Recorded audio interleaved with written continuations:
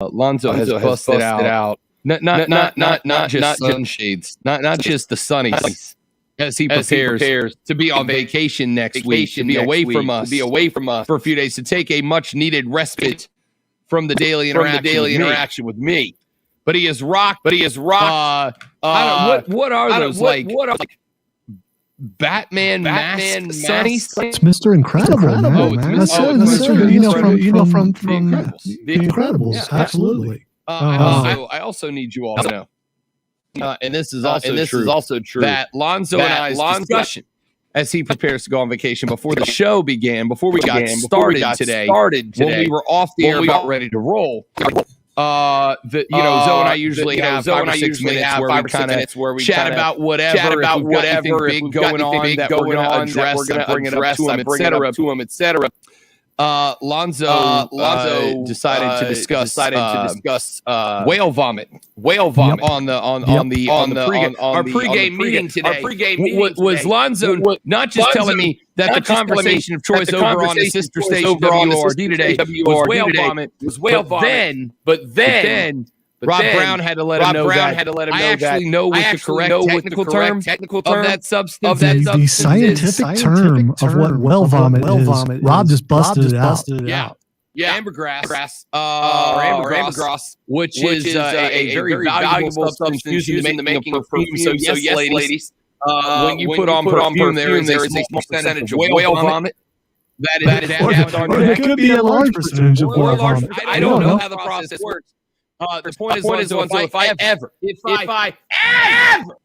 figure out how to replace the dumb facts, one-off facts that I somehow figured out to collect over the years. If I ever figure out how to get rid of the dumb things that float around in my head and replace them with valuable information, I would be the super villain to your Mr. Incredible. Ready to take over the world, but I can't. So instead, I know the scientific technical definition of whale vomit. I am not proud, nor am I ashamed. I'm just me, ladies and gentlemen. If you ever thought about, the World Championships of Trivial Pursuit or something like that, just giving that a go, see how you fare. I'm a bar trivia whiz, man. Like, I'm a bar trivia. You bring me to bar trivia, your team's gonna do well. Unfortunately, Zoe, I've not figured out how to turn $20 bar gift certificates into a stable income yet. So again, I would trade the bar trivia for actual knowledge if the opportunity ever presented itself. Get you supper every night, though. There's nothing wrong with that. Yeah, no. Listen. It's my inane knowledge of random trivia has purchased many a rum and Sprite at the bar, but not much else. Busy day on the broadcast today. We are 2 pitches deep in the opening round of the Columbia Regional. South Carolina, the 2 seed, taking on the 3 seed of Virginia. We are underway right now. Just a couple of pitches deep. Keeping an eye on this one for you throughout the day. The Gamecocks will obviously serve as the home team, not because they are playing at home, but because of the fact that they are the 2 seed. When South Carolina goes up against Old Dominion, should that matchup present itself in this regional, South Carolina would be listed as the visiting team in this one. But for today, as they are the 2 seed, Virginia Cavaliers playing the role of the 3 seed. South Carolina will be rolling as the home team today. Brent Carey on the hill for the Gamecocks to start this one. The right-handed pitcher from Clemens, North Carolina, a 6 foot, 213-pound junior, will get the nod and the ball to start this one off. We'll be keeping an eye again on this for you throughout the course of the game. We will see if it concludes before the end of the show. If not, I'm sure that Diesel and Mark Ryan will carry your coverage live into the first hour of Offsides. But first pitch at noon, we are now 5 pitches deep in this one. And it is going to start off a great day of college baseball. We ran you through all of the regionals yesterday. I will flip around throughout all of the regionals today to keep you up to date on how this tournament has started off. But with that being said, we have got 1,000,005 things to get in today. So Zoe, let's get this bad boy started. Let's do lunch. This is a very nutritious lunch. All the food groups are represented. You guys are here. Scuttlebutt. What in the wide, wide world of sports is going on here? Lunch! Lunch!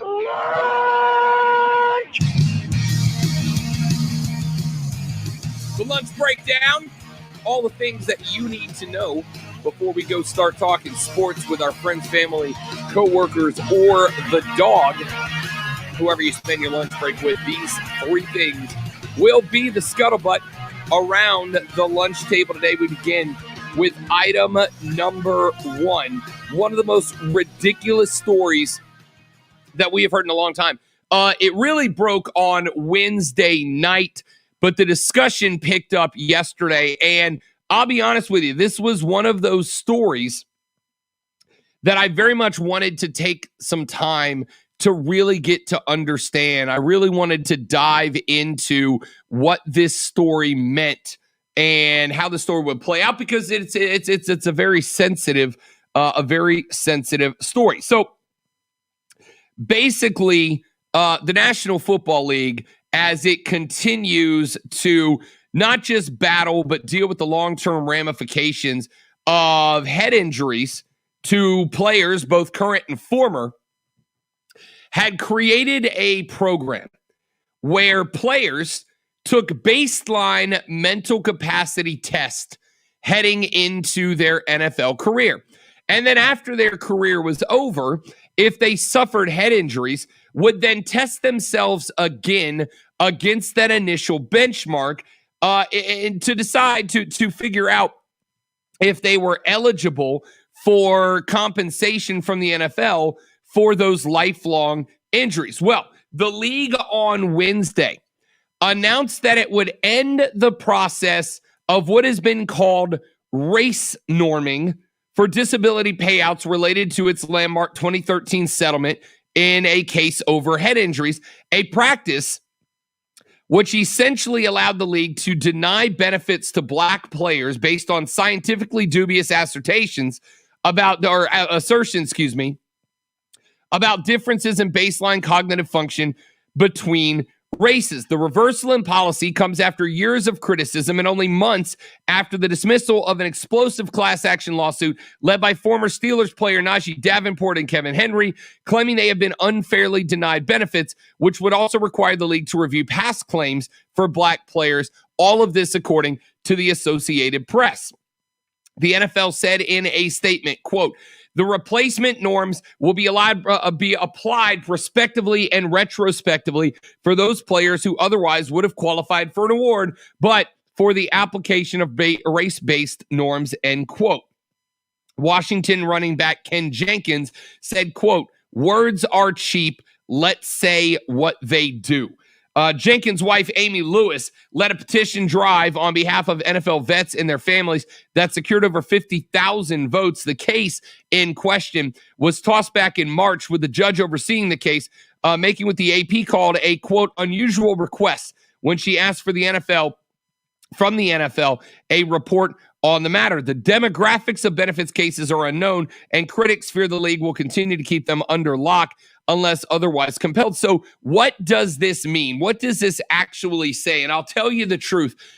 This is likely going to be the only item we get through on the lunch breakdown today. The other two will be brought up later in the show because of how deep this story goes and how big of a deal it is that in 2021, this would be something the NFL would not only have to do, but have to admit that they had been doing. So if you are a former player who has been suffering from injury-related dementia, let's say, that can actually be pretty horrific, but you can be compensated by the NFL to put towards medical requirements and treatment, et cetera, which you would think would be a happy ending considering the dangers to the mental health in every aspect of these players has been known for years. But the NFL runs these cognitive tests on players to decide if the brain damage that they have taken through playing football is enough to justify compensation. Except for people started breaking down the data and they realized that way more white players were getting compensated than African American players. And it is because of the fact that the NFL has been using, up until literally Wednesday, an expectation that black players are expected to have lower baseline cognitive scores than white players. So two people with equal symptoms, one black and one white, might see a different outcome on this test. The white player would clearly be a few standard deviations away from his normal baseline, whereas the black player might only be half a standard deviation, although they have the same symptoms and same issues.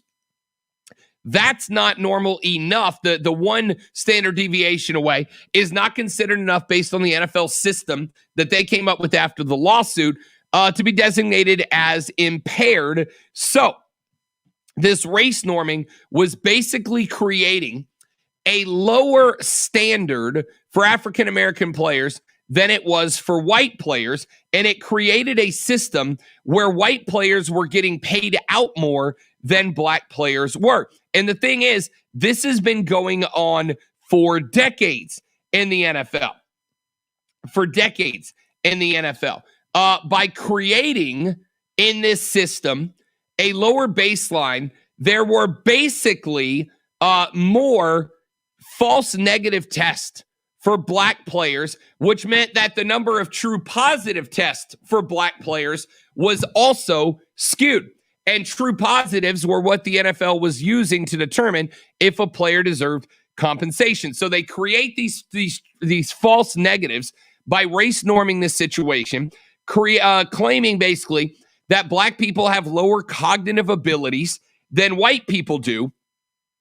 And so they had a lower line to start, which means that when they did hit the upper line, it was shifted back into a false negative territory. Not a great look for the NFL. Not a great, and it blows my mind that the NFL got this deep into 2021, into this part of the decade, and we're still going through these tests, which have been proven time and time again to be false, to be incorrect, and denying African American players the same compensation that they were giving to white players for no good reason at all. For no good reason at all. So here's the issue that I take with this story, right? Not with the story, but the subject of the story itself. Basically, you have a league that is, by majority, African American players. And this league, by these race norming processes, has effectively said, hey, African American players are just not as smart as white players.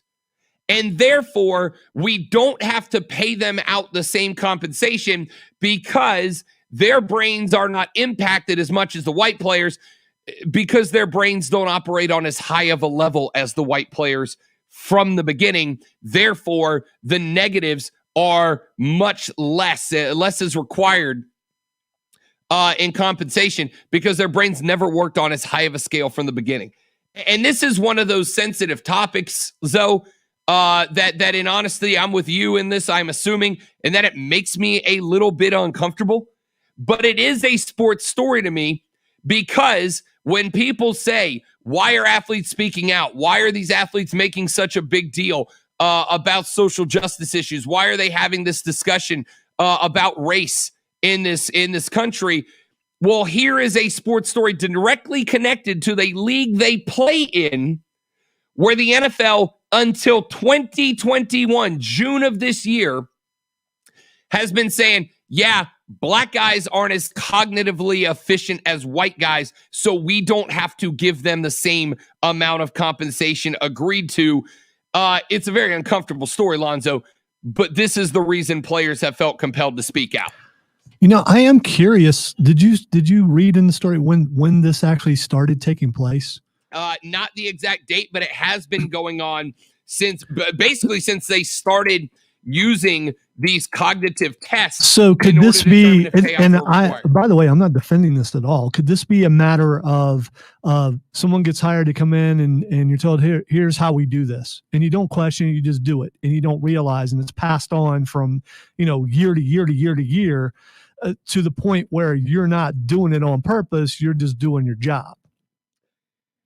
I would bet that's exactly what did happen. Yeah, and so what I'm saying is we can't judge intent. By the way, it's not a good look, and it's not a good thing, period, anyway. Definitely not a good look. For sure. I'm just saying, think about if you were in that position and you came in and you're doing the job as you were told to do. Are you responsible for, is it your fault? And how did the story come to light? How did someone finally figure out this was going on and blow the whistle on it? Well, it's been talked about for it. I think the process basically played out to a number of folks involved in the medical processes that run these tests noticed it and talked out and spoke out about it. To circle back.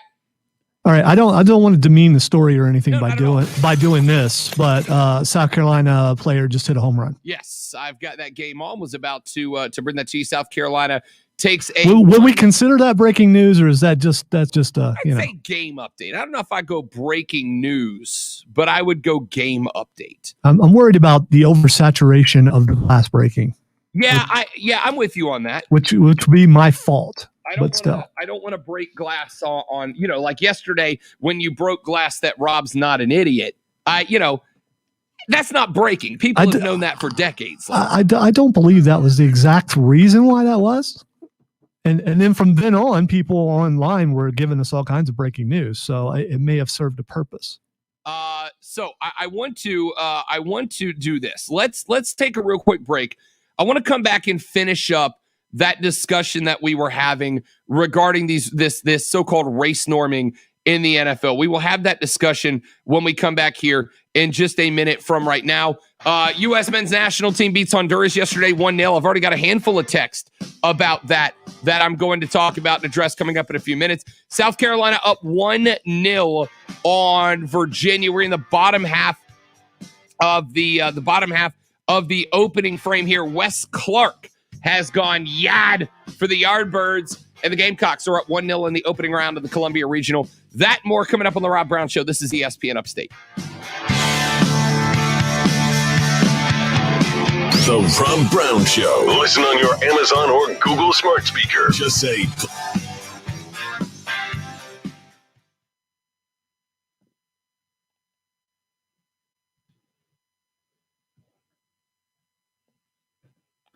Sorry about that. I mean, it's questionable. I just wanted to make sure that we got that out there right when it happened. So I don't know if, and I hate that it was in the middle of a serious topic. Yeah, no, that's fine.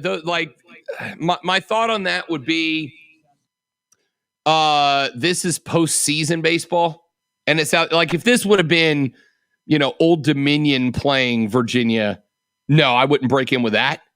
But we have been telling people for 2 days that we were going to keep them up to date with, and it's South Carolina, so exactly. Yeah. By the way, Stephen, yes, I will be watching that. My daughter and I have enjoyed those movies. They're put together really well.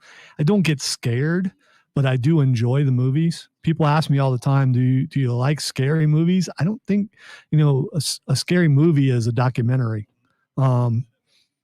But I enjoy watching and seeing how they do the effects and all that kind of stuff. I still can have fun with it. I don't overanalyze, but I don't know if Rob has watched any of the Conjuring movies. I think they're put together pretty well. Rob, and this is true, does not do scary movies, Lonzo. I don't watch horror movies. I will watch psychological thrillers, right? Where it's less about the. All right, what about Supernatural? I don't watch jump scare movies. If the basis of your movie is things jump out at you, I have zero interest in it, like at all. I don't do haunted houses for the same reason. The fun part about doing haunted houses, if you do it, if you're really quiet, you could sneak up on the people who are trying to scare you.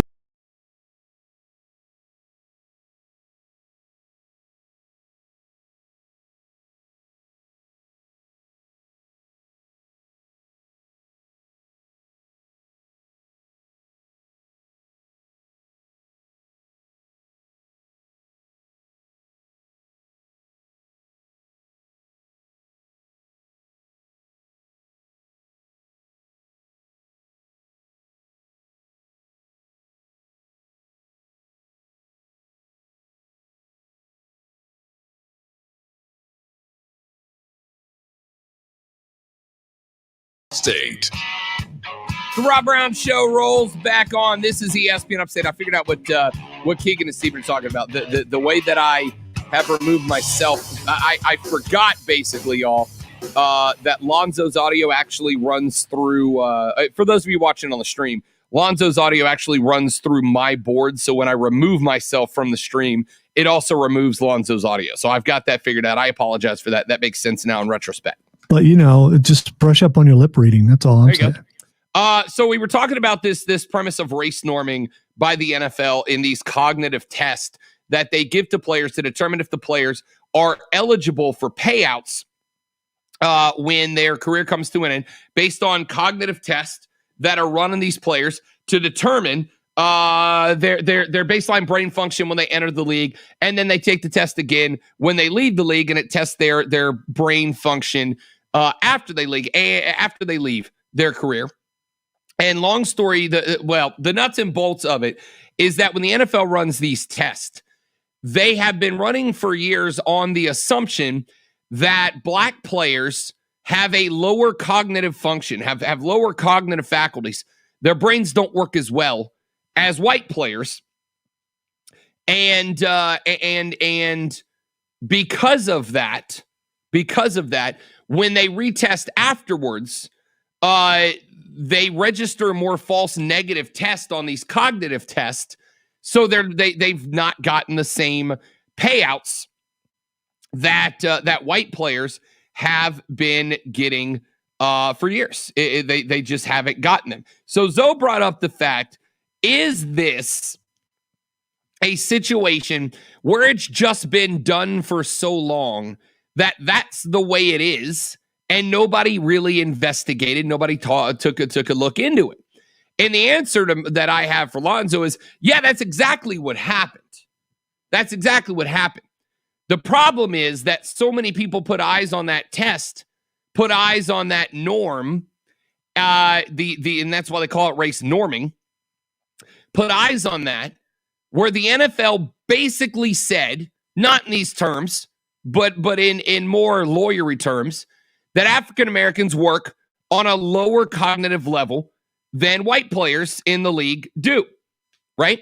And this is one of those times that that's the way it's always been. Doesn't cut it.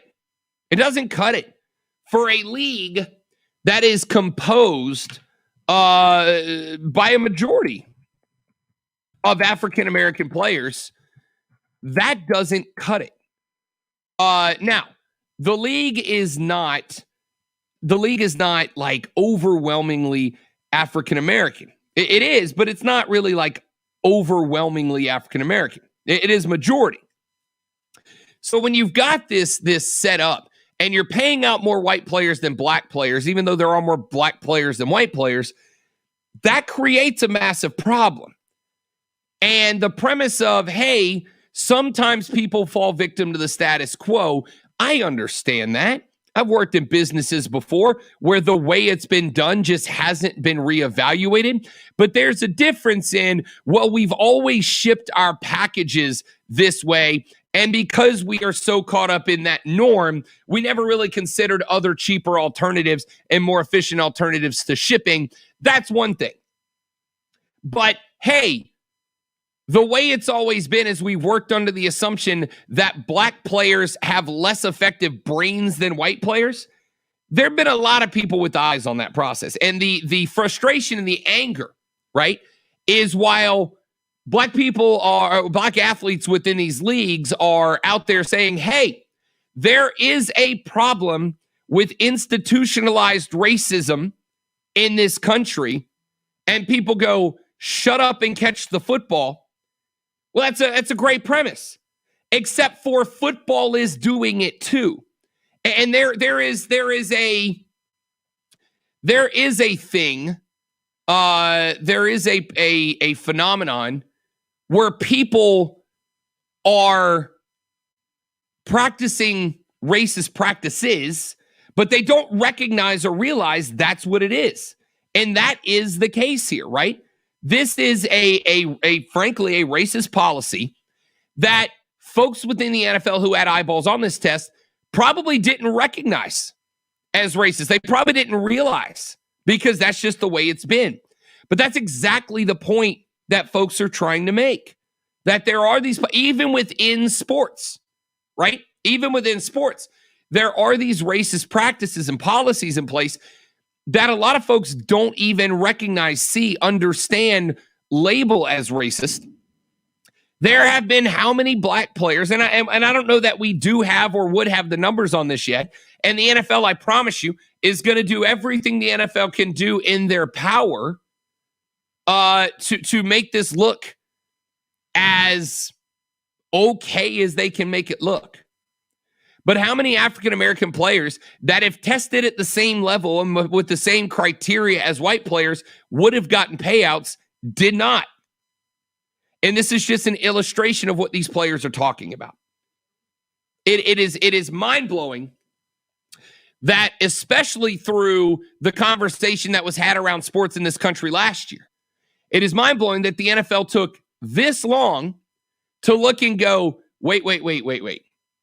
We have a policy where we just make the assumption from day one that African-American players don't have the same cognitive functions as white players, and have been distributing money based on that policy.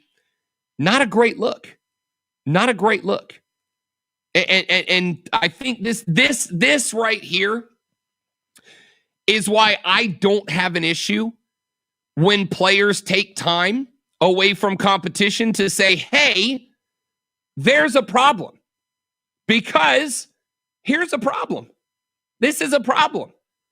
I would ask, if anyone is listening to this story and not thinking that this is a problem, I would ask your reason why.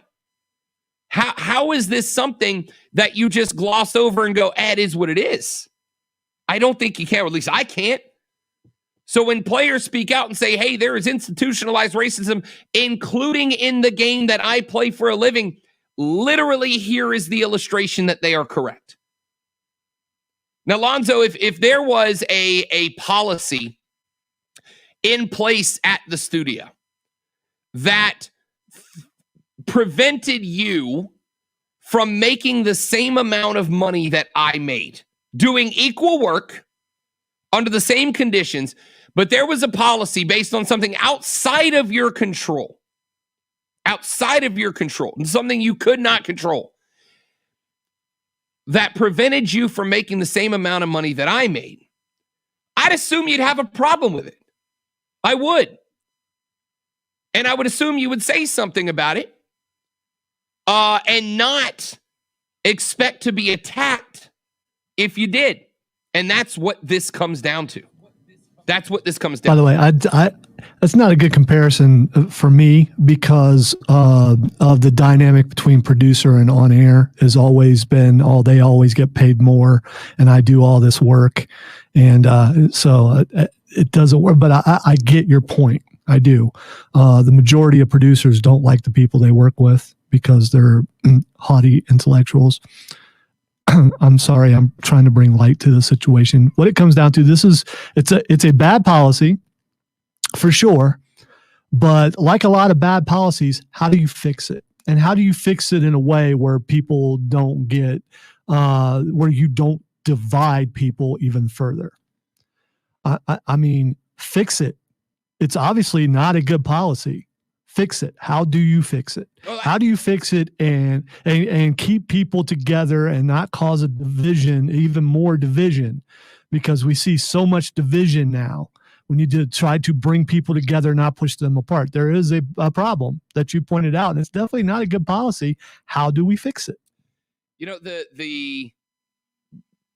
I think this one's a simple fix, right? This one's a simple fix. You put everybody on the same scale and stop assuming that one group of people's brain functions don't work as well as another's. No, you're absolutely right. I mean, going forward, that's a fix. But how many people were affected by it, and then they're going to sue, which they probably should do, and that's going to cause even more division. What I'm saying is, there's no way to unify and bring people together in this situation. It's unfortunate, but it's just going to push people further apart. This is one of those times where I have come to a point in my life, Lonzo, where I, and you know me, man, Lonzo and I operate off the air on a very different set of life beliefs and philosophies, right? Yet Lonzo and I would argue, Lonzo, you and I have a pretty good working relationship and a pretty good off the air personal relationship, right? I don't think I'm making that up. I would say for the most part, Rob, you're a blast. There you go. Very sarcastic thumbs up. Lonzo and I work on a very different set of philosophies and life beliefs. You know, and I just want to say, before I knew you, we had things in common. Sure. Because before you came here, we were already something I've never done with anybody who was an employee coming in. We talked about wrestling and other things like that. You know, we have more things in common than we have not in common. Sure. And the things in common outshine all the other stuff. Absolutely. And you can have fun, and you can have friendships, relationships with people who have different ideologies, and that's okay. That's coming together. That's cool. That's what life should be. Absolutely. So for instance, like, if I'm going to go out on a Friday night, there's a 95% chance that wherever I end up is not going to be somewhere Lonzo's comfortable going. There's a good chance that if Lonzo's going to see a concert this weekend, the concert he's going to see isn't going to be a concert I have an interest in. But we still have all these other common ground, and we're like, let's focus on that. But there comes a point to me where there are some philosophies that people can hold that I do not have any intention on finding common ground with you. And if you are a racist, I have no issue in finding common. I have no desire, I have no desire to find common ground. I'm not going to be your friend. See, I get that. But at the same time, if through friendship and through showing them how you are, you could bring them to the light and bring them to see the error of their ways and possibly change their ways, you got to try. I believe you take that opportunity. I think that I can have a discussion with you about why your worldview is bad, like bad, not like not good. I mean bad, and have a conversation with you about it to try to change your opinion. But I'm not going to be buddy palling up with you at the bar while you're sitting there being a racist, right? It's not going to happen. This is the discussion. If the NFL, the National Football League, has a policy in place that says, by definition, black people do not have the cognitive faculties that white people have, when that has been shown time and time again to be incorrect and statistically false, and you don't see why this is a problem, you don't see that this is an issue that needs to be talked about and figured out, then I have no foundation. I don't know what to say to you. This is something that through human decency you should see as a problem, and this is a sports story. This is not one of those things where I say, okay, the George Floyd incident, maybe not directly a sports story. I considered a sports story when athletes started talking and acting out on the field. I consider that a sports story. Many of you didn't, and I get that. But this is the NFL, the biggest league in the United States, one of the biggest leagues, probably the second biggest league of any type in the entire freaking world. This is a sports story. Let's take a break. We'll come back here in just a minute. South Carolina taking on Virginia in the opening game of the Columbia Regional. We'll give you an update on where we stand. South Carolina up 1-0. Give you some stats in a live Gamecast when we come back in a minute. I'm Rob. He's Lonzo. This is the Rob Brown Show on ESPN Upstate.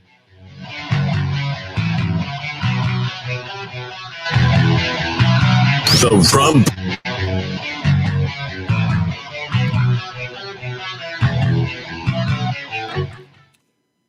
Lonzo, I need your help with something. Okay. I need your help with two things, actually. First, I have decided, starting next week, that we are going to do a Friday third-hour segment called Fanboy Friday, where basically we are going to bring all the things that we talk about on the stream that aren't sports things to a segment. Movies, music, pop culture, video games, wrestling, whatever. I know you've been talking about that for a while. I would ask you to put it off a week, but put it off. Oh, that's right, because you won't be here next week. All right, I so mean, not next Friday, but the Friday after. I could call it in if you want me to. Yeah, well, I don't want you to have to work on your vacation. Well, yeah. Oh, I was already going to ask you to call in and still do Fight Club next week, if you want. Let me see. I probably should be able to. I will try to. If you can, I will try to carve out some time. Okay. And figure out how I will schedule activities around it. Okay. Don't make it a priority. Don't take it. Dude, it's 20 minutes. I can, even if I'm sitting at Broadway at the beach, getting ready to purchase some wonderful T-shirts from Heroes and Villains, which I might be at that point. I will still call in and do that. Okay. Like I said, don't take time away from it if you want. So then the week after that, we'll start Fanboy Friday. I'd like to be able to get a bumper together for that. Second thing I need help with, and it's not immediate, so you got time to think. I have created my next D&D character. I think I've told you about him. Mm-hmm. He is the professional wrestler in a D&D world. I need a name. I'm trying to figure out how I can combine the names of the wrestlers that this guy is based off of, which are going to be Ultimate Warrior, Ric Flair, Andre the Giant, and Macho Man Randy Savage. I need a slick combination of the names of those four to create. I've got to have that by next Thursday. That sounds to me like, not that I can't help, that sounds like a wonderful radio contest for our listeners, at least the ones on the stream. We know we have wrestling fans out there. Do I bring well, it'd be perfect for that Friday thing, but since it's going to be a couple of weeks from now. Is that too nerdy to go with on the air? You're asking me that question?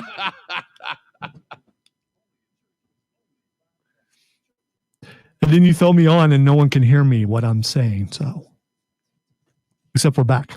Wanted. Well, opinions are like what we're saying. Everybody has one. Call 844-GSP ESPN. Local sports talk on the Rob Brown Show on ESPN. Golf cart in the next break. Rob Brown Show rolls on. This is ESPN Upstate. Rob, Lonzo, and you. Regional action round number 1 going on as we speak in Columbia, South Carolina, where the Gamecocks are on the field taking on the Virginia Cavaliers. And we now have a 1-1 ball game. We have a 1-1 ball game. Virginia, just a moment ago, had a shot, an absolute dinger of a home run that found itself way out in left field, up into the second level of the crowd there. So it is now squared back up at 1 apiece. We are in the top of the third. Brent Carey on the hill still for the South Carolina Gamecocks after surrendering the home run just a moment ago. No outs in the top of the third right now. South Carolina retired the side in order in the first and second, but the third has gotten off with just one hit allowed so far through, let's call it 2 1/3 for Brent Carey, but that one hit was a dinger. The same is true the other way around. Virginia has limited South Carolina to just the one hit, but it was also a home run. So 1-1, a couple of solo shots are both on the board, one for each side here. Winner of this game will move into the winner's bracket game tomorrow evening. That one will be at 7 p.m. The loser of this game in this double elimination format will move to the loser's bracket game. That will be tomorrow afternoon at noon. So if South Carolina can hold on here, as Carey's just recorded another strikeout, so one gone here in the top of the third. If South Carolina can win this game, they'll play at 7 o'clock tomorrow against the winner of the other matchup, Jacksonville and Old Dominion. If it is Jacksonville, South Carolina will serve as the home team tomorrow evening. If it is Old Dominion, Virginia just hit another home run, by the way. Virginia did? Yes. All right, looks like I'm a couple of seconds behind you on the screen. Oh, yep, there it goes, out to right field. This one is going to clear the upper level fence. So 2 home runs now in the top of the third. So how long do you leave him in there?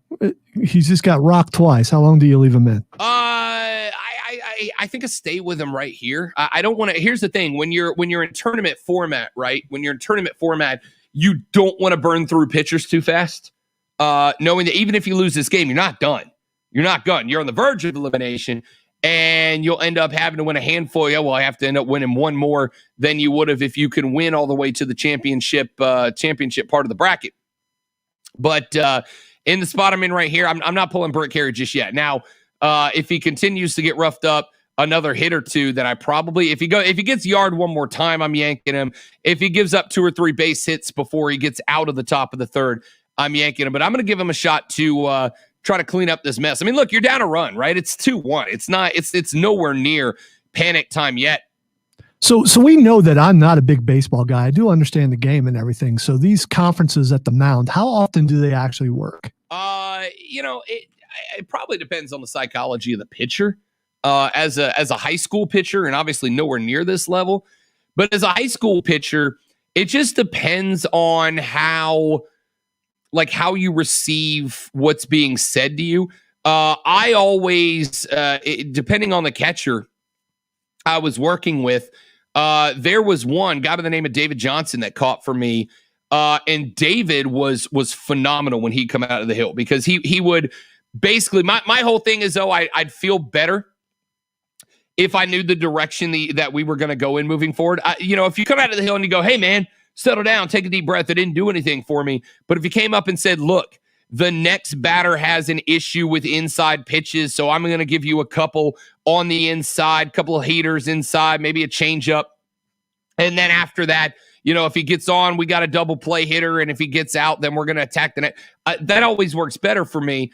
But it's just how the pitcher goes. I mean, if Brent Carey's confidence is gone, then it doesn't matter what gets said. But if you can go out there and go, look, man, you're through 3, you've given up 2 hits. Yeah, they're both shots, but you've given up 2 hits through 7 outs. In college baseball, that's not awful. If those 2 shots, if that home run that just went a second ago is 6 feet shorter, it's a fly out to right field. It's not the end of the world. Here is a ground out to the... Oh, no, they missed the throw. So now with 1 out, a runner on first baseman had to come off the bag to get the ball. Yeah, that's not good. See, now this is where you start to get in trouble. It's one thing, Zoe, if Brent Carey is out there and he gives up a couple of hits, but then his defense is in shape. If they're knocking down everything that's not a home run, then you're fine. But if your defense is going to be making stupid errors by not throwing a ball from second base to first with plenty of time, by the way, this is where I said, because now if I'm Brent Carey, now I got to pitch for strikeouts. If I can't trust my defense to knock down easy infield grounders and get the out, now instead of pitching for ground balls, now I got to try to pitch for strikeouts. The pressure on me has just escalated dramatically with that error. That's a big problem. Big problem. All right, let's take a break. When we come back here in just a minute, we'll wrap up hour number 1. 2-1 Cavaliers over the Gamecocks. Top of the third, 1 away. Brett Carey still out on the hill. We'll break that game down for you as it progresses. I'm Rob. He's Lonzo. The Rob Brown Show's on your radio. This is ESPN Upstate.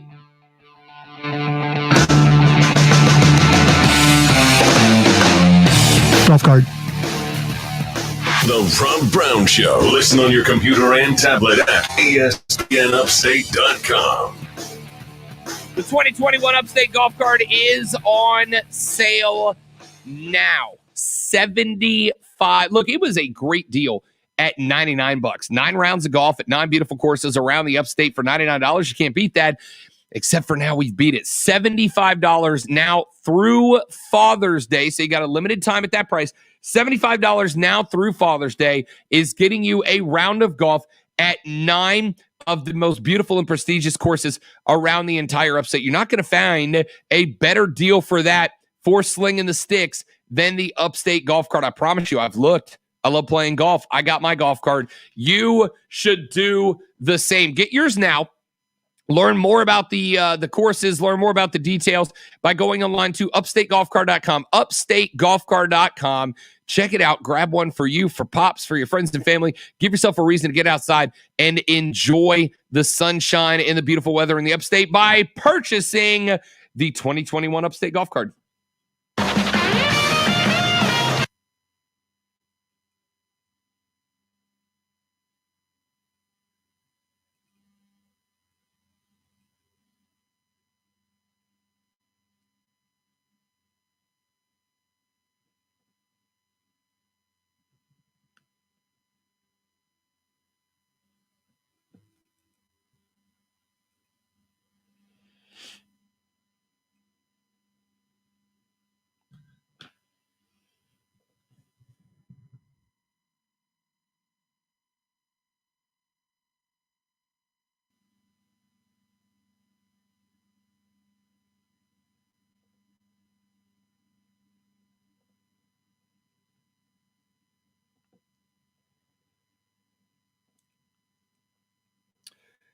So for those of you on the stream that are listening right now, for those of you on the stream, I figured out why Zoe's audio was cutting out when I was on my screen. And here I'll even show you what I'm looking at right now. On my screen is the this is what I see when I look at our screen, right? This is what I see. I know it's got the mirror in there, but here's our little board. So over here on the right is where you guys chat comments show up. Over here is where I can change all the banners and whatnot that show up on the screen. And down here in the bottom are the windows that I can put on or take off the screen, right? So if I want to go solo screen for Lonzo, I have 2 options. Number 1, I have this option here that says remove. This takes me off the stream entirely, right? This takes me off the stream entirely. And when it does, it also takes away my sound input. Well, Lonzo's sound runs through mine. So if I take me down, take my sound down, I also take Zoe's down. What I ordinarily do, and had not thought about this until Steven pointed it out yesterday, if I want to go solo screen, I have this button here, and I push that button, and that will put Lonzo up on the screen solo, but it keeps my feed alive. I'm just not on the screen. So I'm still there. I've just covered my video up with Zoe's, so the sound stays good. If I do the remove button, then it takes me and my audio out completely. So that's why the last couple of days, when I have taken myself off the screen to do whatever I got to do that I don't want you guys to see, the sound has gone with me. 1 minute, and that was like looking into other dimensions when you put that up there. It made me dizzy. You didn't notice the window and the window and the window and the window. After I did it, I was like, oh, that makes sense. It's the multiverse of madness. It is. 30 seconds.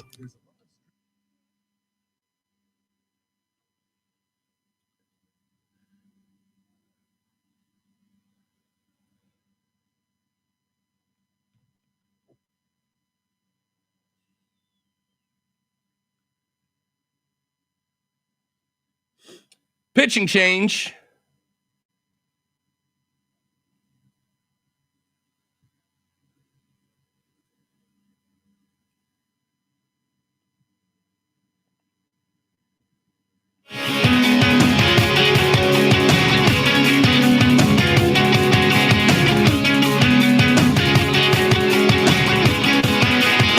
Pitching change for the Gamecocks. Brent Carey gave up a single and then walked the next batter up. So with just one down after surrendering a pair of home runs in the top of the third, then allowing a one-shot single followed by a walk, 2 men on. Brent Carey has been relieved. We will get you an update on who the replacement pitcher is coming up here in just a second when we come back on the broadcast. I did not catch who they went to in relief, but I'll keep the eyes on that for you. In the meantime, Hurricane Jeff is on the line. Jeff, to call in, talk a little bit about pitchers at the college level. Jeff, welcome into the show, buddy. Great to have you on the phone this time, my man.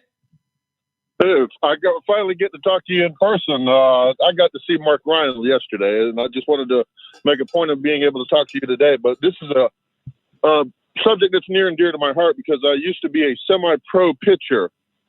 And a lot of the time, you just had to be mentally tough in order to be able to get through those rocky starts. I faced Jose Canseco in a few games, and believe me, after facing him one time and seeing him shoot one of my pitches into the upper stratosphere, I had to come back and be able to say, okay, I got him now. And I ended up striking him out the next 3 times at bat. So, it's all about how tough you are mentally and not necessarily how good you are as a pitcher, because you could be the greatest pitcher of all and just not be able to cope with, the toughness that you need to be able to be on the mound. So, that I just wanted to offer up that, I hadn't spoken to you yet. So you actually get to hear my voice for a change. What, so you pitched semi-pro level, and you took on Canseco. Was he on like a rehab start or something? Actually, he was on his way up to the major leagues at that time. Okay. And he was a huge hulking figure, and I didn't even know who he was until after the game, and they told me who he was because I actually faced him in high school as well when he played at Coral Park, and I was playing for Miami Carroll City. What? And you didn't know after they told you who Canseco was and the monster he was going to go up to be. What were you thinking after that game? And what did you think later on when you were watching Canseco's career play out as a monster at the dish, knowing that you had K'd him 3 times? I was like, I actually could have done this myself. Unfortunately for me, I sustained a rotator cuff injury to my arm at the time, and that pretty much ended my career because in semi-pro, they don't pay for operations for your arm. So, unfortunately, but I did have that satisfaction of being able to say, hey, I did strike out Canseco 3 different times. And I also did play under Dennis Martinez, who was a coach of mine in that semi-pro league as well. So, I have a little bit of claim to fame. I dig it. Jeff, man, great to finally talk to you in person, bud. All right, hopefully I'll see you at a remote someday. Yeah, hopefully. I agree. I would like to go back in public. Thank you, Jeff. Appreciate that phone call at 844-477-3776. Couple of text on the Ingles Market text line at 71307. 71307 is the number. First one, Enzo says, ESPN, I loved seeing the AEW commercials during the NBA playoffs last night. I think it did well to catch the attention of the casual fan. I saw both the AEW commercials and NXT commercials running during the NBA playoffs, Zoe. There ain't nothing wrong with that. No, nothing wrong at all. Not at all. You got to love to see it. Other text is ESPN Rob, literally have got to be kidding me. Institutionalized racism and systemic are made up problems, literally made up. I'd go so far as 99% of all cases of racism are made up BS. With all respect, texter, you need to go walk a mile in other folks' shoes. All right. Because I can give you multiple examples from my life. Yes, they're anecdotes, but multiple examples in my life where my black friends, I have watched them stare it down. Watched them. I say this with respect. You're wrong. You're dead wrong. And I don't know what else to add. I don't. You're wrong. 2 hours left. Be a little more lighthearted in the second hour. Unless Lonzo continues to bring us down with his pessimism. The Rob Brown Show rolls on after this. It's ESPN Upstate.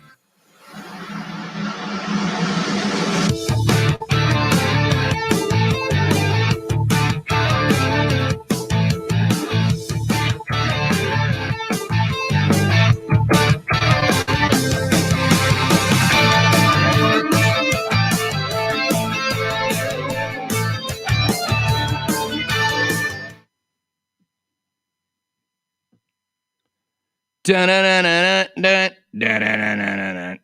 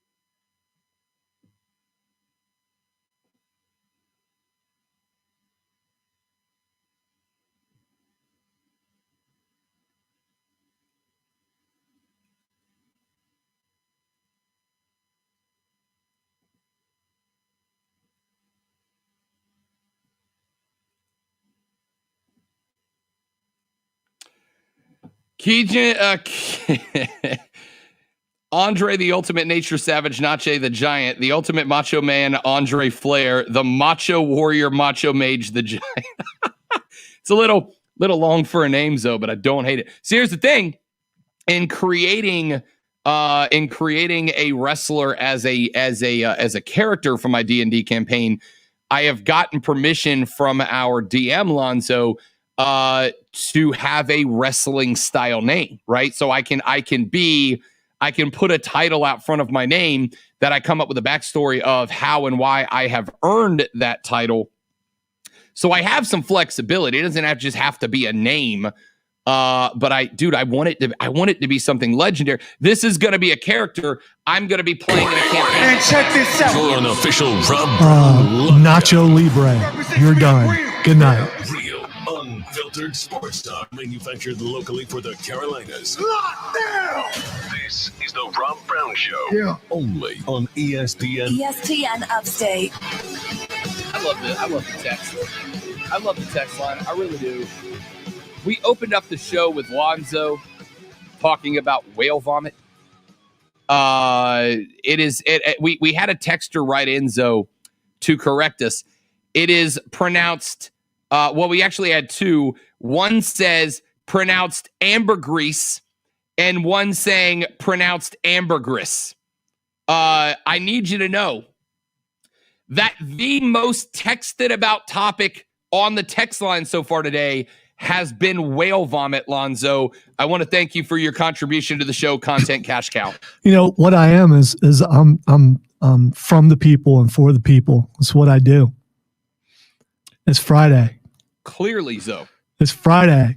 Let's stop with all the heavy stuff. Let's have some fun. Let's talk about some whale vomit. We have whale vomit enthusiasts in the Rob Brown Show. Let's talk about the nerdy kid on the mound for South Carolina. We have, as we mentioned just a minute ago, had a pitching change for the Gamecocks as Brett Carey has been chased off the hill in the top of the third inning, and was replaced after he was unable to get anything going. But the Gamecocks did escape with no further damage being done. They are back at the dish now, 2-1 in favor of the Cavaliers in the opening game, the opening round of the NCAA Baseball Championship Regionals. 4 teams there in Columbia, South Carolina, Virginia. Old Dominion is the 1 seed. South Carolina, the 2, and Jacksonville is the 4 seed. We'll keep an eye on this game for you, as we mentioned earlier. If the Gamecocks can win today, then they will play tomorrow in the winner's bracket game of this double elimination format. They would play at 7 o'clock tomorrow evening at Columbia. If the Gamecocks drop this decision to the Cavaliers today, then South Carolina would play in an elimination game tomorrow at noon against the loser of the other game, Old Dominion and Jacksonville. The loser of that game would then be sent home. The winner would then move on to face the loser of tomorrow's winner's bracket game. And then the loser of that game goes home, obviously. The winner of the last and final elimination game before the championship round of the regionals, the winner of that would go on to face whatever team runs undefeated through the first round. The first game of that series would be on Sunday. If the winner of if the undefeated team was to win, they would move on to the Super Regional. If the undefeated was to take their first loss in that game, then a second game would be played on Monday, and the winner advances to the Super Regional. So South Carolina has absolutely got their work cut out for them so far. In this one, we are keeping an eye on this game for you as we break it down. As we get into, we're not breaking down anything. We're just telling you what's happening as we progress through this regional opening round. Virginia right now up 2-1 in this one. And again, we'll break it down and keep you up with it as we move forward. 844-477-3776, 844-GSP-ESPN, text is 71307, 71307. Last night, Team USA Soccer, Lonzo said, if you want me to watch, then do what Al Davis said, just win, baby, win. Well, they did. 1-0 victory over Honduras last night in the semifinal round of the CONCACAF Nations League Championship. Hey, I don't want to poo-poo or anything here, but is Honduras, are they a powerhouse in the world as far as soccer goes? Because, I don't know a lot about the soccer. Lonzo says win, the team wins, and Lonzo says, wait, no, not like that. No, I legitimately am curious if Honduras is a a respectable team. Okay. No, they're not a powerhouse by any means, but they're a respectable team. It's a good stepping stone. Yes. I'll put it this way. For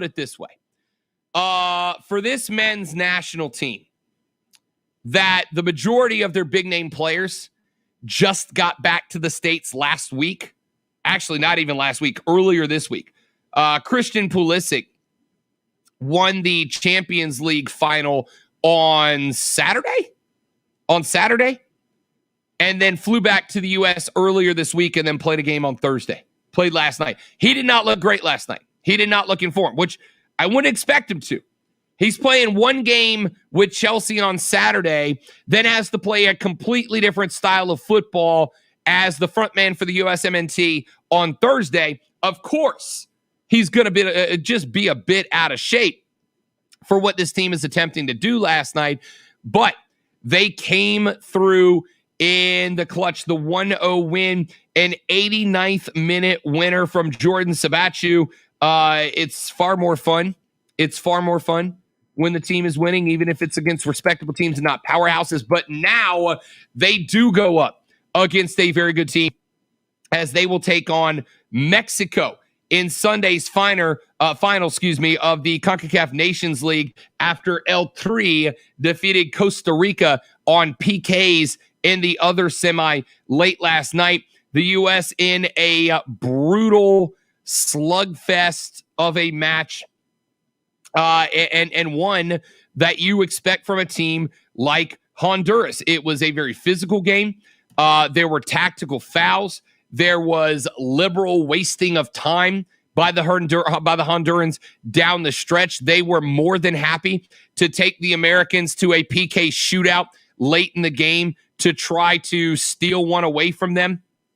That is not what happened, as the game winner from Sabachu was netted with 90 seconds left to play in regular time. It was a refresher for Christian Pulisic, John Brooks. There were some other players out there, Giovanni Reyna, Josh Sargent, Serginho Dest, where it was kind of a crash course. A lot of these guys were making their first cap for the Americans last night, and we're learning that. Here's the thing. We've talked about this in professional leagues here in the States, Lonzo. When you have a team that is clearly outgunned, when you have a team that is clearly on the wrong end of a mismatch, then you have to go out and disrupt the game to the best of your ability. You have to go out and disrupt the game and try to take them off of theirs by maybe being more physical, maybe doing things that you wouldn't ordinarily do in a soccer game in order to keep the ball away, to try to frustrate them and get them to make mistakes, to capitalize and try to steal a goal. That's what Honduras had to do, and it's what they did do. It's what they did do. Tactical fouls, taking guys down at points in their run that they ordinarily would not maybe attack as aggressively as they did. Those are the types of games that Team USA Soccer is going to face in CONCACAF competition, both in the Nations League tournament, in the Gold Cup next year, in World Cup qualifying through the octagonal, et cetera, et cetera. Those are the types of tactics you are going to come up against lesser but very scrappy teams from Central and South America throughout CONCACAF. And last night, they weathered the storm, which has not been the case in the past. We all remember the image of Christian Pulisic laying down on the field after the Americans lost to this same Honduran team a couple of years back that cost them an opportunity to participate in the World Cup. Well, as we prepare for the World Cup in Qatar, these are the type of the games that the Americans are going to have to find a way to gut out, to out-athlete, to outplay some other scrappy teams from around CONCACAF in order to get there, while also understanding that Canada is in the group, a decent side. Mexico is in the group, a very good side, and a team that we have a distinct rivalry with. I love Mexico, the country. I've been there many times. It's one of my favorite international destinations to travel to. I seriously dislike the Mexican national soccer team. They are dirty. They cheat. I'm not a fan. I'm not a fan at all. The Americans have to take games like what, and I would argue, yes, it's going to be nice if we can knock off Mexico and win the Nations Cup. It's not, at the end of the day, a meaningful trophy. It doesn't really mean anything. It doesn't qualify you for the World Cup. It does give you a leg up in the Gold Cup next year, but it doesn't really do anything other than just give you another banner to hang and another trophy to put into the trophy cabinet. I'll take it if it means that we can prevent Mexico from getting another trophy themselves. What this tournament was about for me, Zoe, as a soccer fan, it's not going to do much necessarily to get Lonzo to want to tune in to the Nations League final on Sunday, though I'm going to do my best, all right? What it does do is it takes the Weston McKennies and the Christian Pulisics of this team, guys who maybe have not been in the scrap pile of CONCACAF play that it is most of the time, and it prepares them for the type of play that they are going to see in the Gold Cup in the World Cup qualifiers, etc. It gets them ready for the type of play that have really done us in the past. When the Americans go out there and try to play a soccer game, and they go up against lesser teams that are scrappy, who disrupt the game by fouling off the ball, by laying down and eating up time. When they go out there and try to disrupt the game with those type of tactics because they know they're not going to win in a straight-up soccer match, the Americans have to learn to absorb that type of game, to move past that type of game, and most importantly, to win that type of game. And you do that by getting experience in the game like they did yesterday against a scrappy Honduras side and gutting out wins. And while a 1-0 win is not the type of win that I want, I would have loved to have won that game 3-0 or 2-0. I would have loved one or two more goals. The pressure was on inside the 89th minute. They were facing a Honduras team that was throwing everything they had, and they found a way to gut out a goal, which is all that you can ask for in an experience-gaining game like that one, Lonzo. I'm not thrilled. I am turning on Greg Berhalter. I'm certainly not a fan. I don't hate him. I'm not saying it's time to hand the pink slip just yet, but I'm not thrilled with the tactics from yesterday. But I also understand these are learning experiences. These are games that you have to learn how to fight through and gut out and win. I would rather we do it now, Zoe, in a tournament that in the long scheme of things doesn't really mean anything, than have to try to figure out how to gut out these games in World Cup qualifying.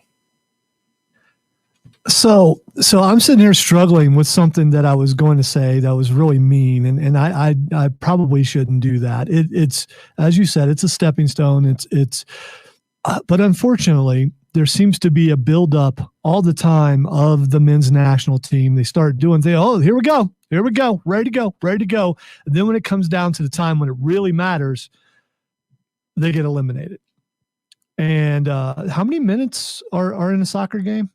90 plus extra stoppage, usually about 4 to 8 extra minutes. So usually around 100 minutes. See, and we know what my problem with soccer is. So I could have tuned in to the last minute and saw all the scoring. Yeah, but without the stoppage time. And we're gonna have this fight again, aren't we? The game is not just about the scoring. The game it's about cardio. The game is played. Yeah, it's about red cards and yellow cards and flopping. Part of it. Honduras did it. I will give them credit for this. Honduras did an excellent job of understanding, figuring out how the ref was awarding fouls, fouling away from the ball to disrupt American runs. The Americans went on a lot of runs yesterday, and then all of a sudden a guy would get pulled down by the shorts and the run would be disrupted, and they get a free kick, which we have to get better on set pieces, have to get more efficient with set pieces. But these guys were at a point yesterday. They're at a point yesterday where the Hondurans are just throwing out some cheap fouls because they know the Americans aren't great at set pieces. It's disrupting the flow of the game, and it worked. You got to learn how to win those games. The beauty in soccer is not only about the goals; it's about how the game is played around and between them. And we got a decent but not great showing out of the Americans in a gritty game yesterday. I was happy. Not thrilled, but happy to walk out of there with a win. That's the best you could ask for. So once again, Rob Brown, with his passion and his wonderful description of the game, almost gets me to want to watch. Almost. I will. It may not be today. You keep chiseling. Keep chiseling. It may not be today. It may not be tomorrow. It may not be next year. But I will get Lonzo to become a soccer. I will get Lonzo to be wearing a scarf around his shoulders in support of the U.S. men's national team. It will happen. So we're not talking MJF scarf. We're talking about okay. No, okay. So, holding up scarves in soccer is it's a fan thing. You hold up it's like holding up a sign, except for I don't have to hold the sign the whole time. I can just drop it on my shoulders. It's pretty clever, Zoe. We're pretty clever people. Quick break when we come back. I told you the two things the Carolina Hurricanes needed to do last night if they wanted to get a win. And they did them. And they got a win. We'll break that game down as the Canes have made it a competitive series when we come back on the Rob Brown Show on ESPN Upstate.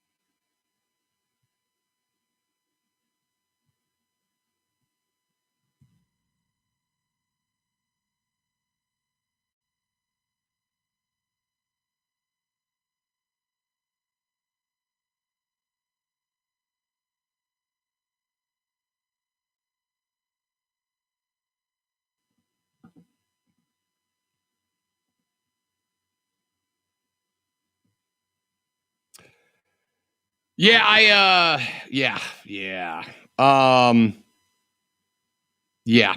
I was not. I understood what the referee was trying to do last night, Steve, and I really do think he was just trying to create a situation where he was letting the guys play. But the problem you bump into when you try to let the guys play and you have a team that was playing the way that the Honduran side was playing last night is you run the risk of, well, first off, injury, but you run the risk of guys getting carried away with those tactical fouls to a point that the game becomes less let them play and more let them foul each other and see what happens. Yeah, I got to tell you, I don't know who I pick as man of the match last night. I don't know. I mean, honestly, I think Stefan maybe. I think the goalkeeper's man of the match because he kept out a couple of really good Honduran opportunities.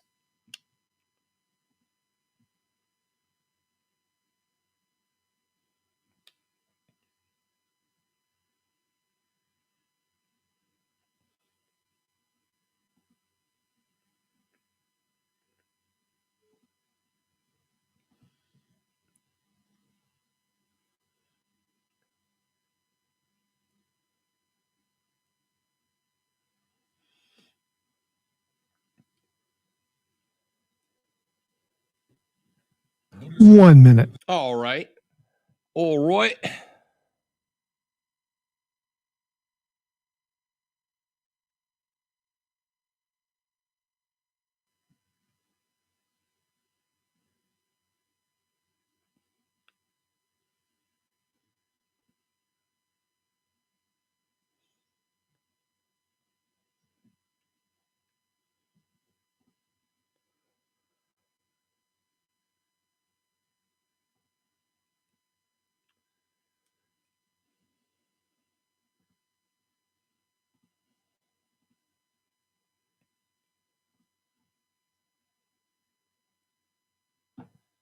My best friend Zoe just said he wants to play an all good like a lawful good paladin, and I told him that was going to cause a problem because my character is going to go through multiple heal and face changes throughout said campaign. And when down I go on heal, Twitter, tweet heal. At the Rob Brown Show on the Upstate Sports Leader, ESPN Upstate. The Rob Brown Show rolls on. This is ESPN Upstate. Rob Lonzo and you can be a part of the show at 844-GSP, ESPN 844-477-3776. The Carolina Hurricanes last night, I told you going into that game that Carolina needed two things. Number one, I hate to say it because it sounds so cliche, but they needed the puck to slide their way occasionally. It did not happen in games 1 and 2, and they dropped both of those games on home ice. So they found themselves going back down to Tampa in the whole 0-2 on the road with the puck not going their way. Second thing I said they needed is they needed to find the guy. They needed to find the guy who was going to put the team on his back. They needed a hero, and frankly, they found one. Overtime last night, Tampa Bay gets a power play with a minute and a couple of seconds left in the third period. It's netted 2-2. At that point, both of Tampa Bay's goals had come on the power play. So Canes fans puckered up a little bit. I have no doubt about it. 2 for 2 on the power play was Tampa Bay. They're awarded a third power play with about a minute and a couple of seconds remaining. Carolina gets that power play minute to go unutilized. So we open overtime. Well, Tampa Bay still got a minute on the power play, still got a minute to go 3 for 3, and Carolina shuts them down. Then, about 5 minutes later, Carolina is awarded a power play. They spend the first 45 seconds of it chasing the shorthanded Lightning down on their own end. They finally get control of the puck, get into their end, and this happens. Rob said before realizing. Nation to Hamilton. They'll send the puck across. Teravainen up. Oh, they score! on the power play in overtime. It's Sebastian Aho, and the Canes are on the board in the series. A 3-2 victory. What a gutsy performance by this resilient Carolina Hurricanes team. She's a series now. Yes, it is, announcer guy. It's a series now. Sebastian Aho comes down the middle, gets the pass, a little one-timer, and Jordan Stahl, the guy who ultimately would get credit for the goal. It was an Aho shot, but Stahl was in a beautiful position. He was right in front of Vasilevsky, screened the goalkeeper so he did not see the one-timer coming. As Aho put wood to rubber, he just slid a little bit to the right, opened up a bit. I mean, I'm talking inches maybe of room between Vasilevsky's glove and the pipe on the right side of the goal. The puck actually deflected off of Jordan Stahl and just sneaks into the net between Vasilevsky and the pipe. An overtime 3-2 winner for the Canes yesterday gets them back in this series, now down 2-1, stealing one on the road at Tampa. Nikita Kucherov was serving a penalty for holding the stick. He was in the box. Carolina had another power play opportunity, and they have not been great on the power play in this postseason thus far. They've been good, but not great. Welp, last night on the power play, they did what they needed to do. Rob Brindamore changed goalkeepers going in. That was a big discussion I had yesterday on the show, too. I said I did not like the idea of changing goalkeepers. I did not think that Alex Nedeljkovic was performing poorly enough to get pulled. But Rob Brindamore decided ultimately that he wanted a spark, and he hoped that changing from Nedeljkovic to Peter Mrazek was going to be the right decision. Mrazek stopped 35 shots last night, and the only 2 he did not came when his team was shorthanded. Brett Pesce and Aho also scored for Carolina, and you found your hero. His name was Sebastian Aho. Did a fantastic job last night, not just waiting for the one-timer to allow Jordan Stahl to screen Vasilevsky, recognize the setup that was in play for him, but put the shot right off the inside thigh of Jordan Stahl to find the back of the net. This puck slid their way. Sebastian Aho stepped up at exactly the right 2 moments that they needed him to put the game under his belt. They pulled it off. It was absolutely beautiful. It's exactly what was needed last night, and they got it done. So good on the Canes last night. And now we got a series. You know, we talked about this yesterday, Lonzo. I said, look, you gave up 2 to Tampa Bay, and I was talking to somebody on yesterday morning, night before last, I don't remember, but I was talking to somebody on Twitter about this series. And they said the likelihood that Carolina can go down to Tampa and take a pair is not that great. I said, why do you say that?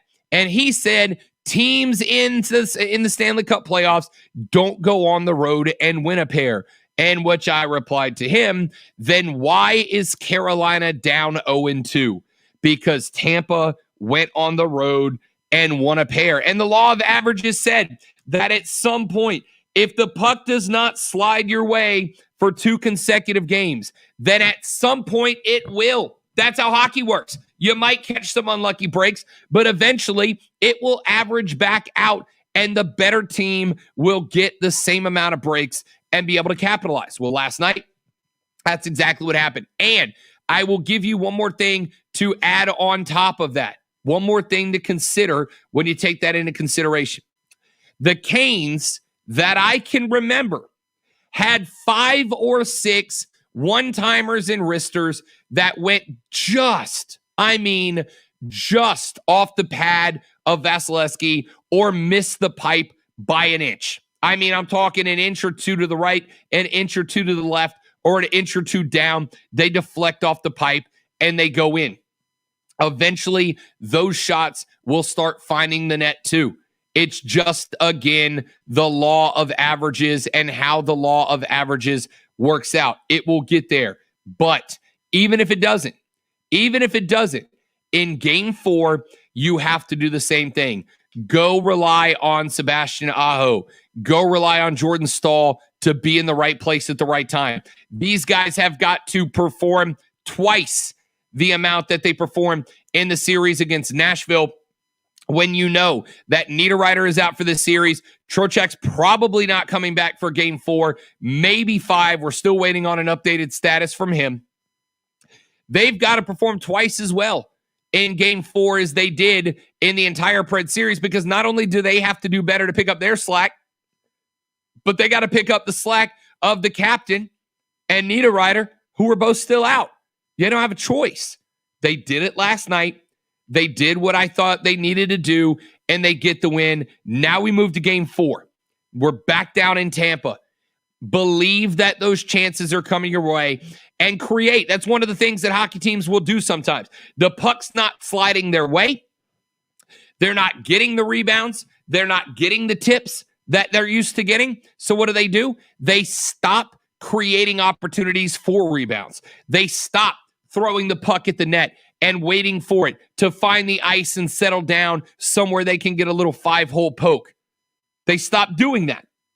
And instead, they start relying on trying to create these sniper shots only from well outside the zone, and it doesn't work. Carolina didn't do that last night.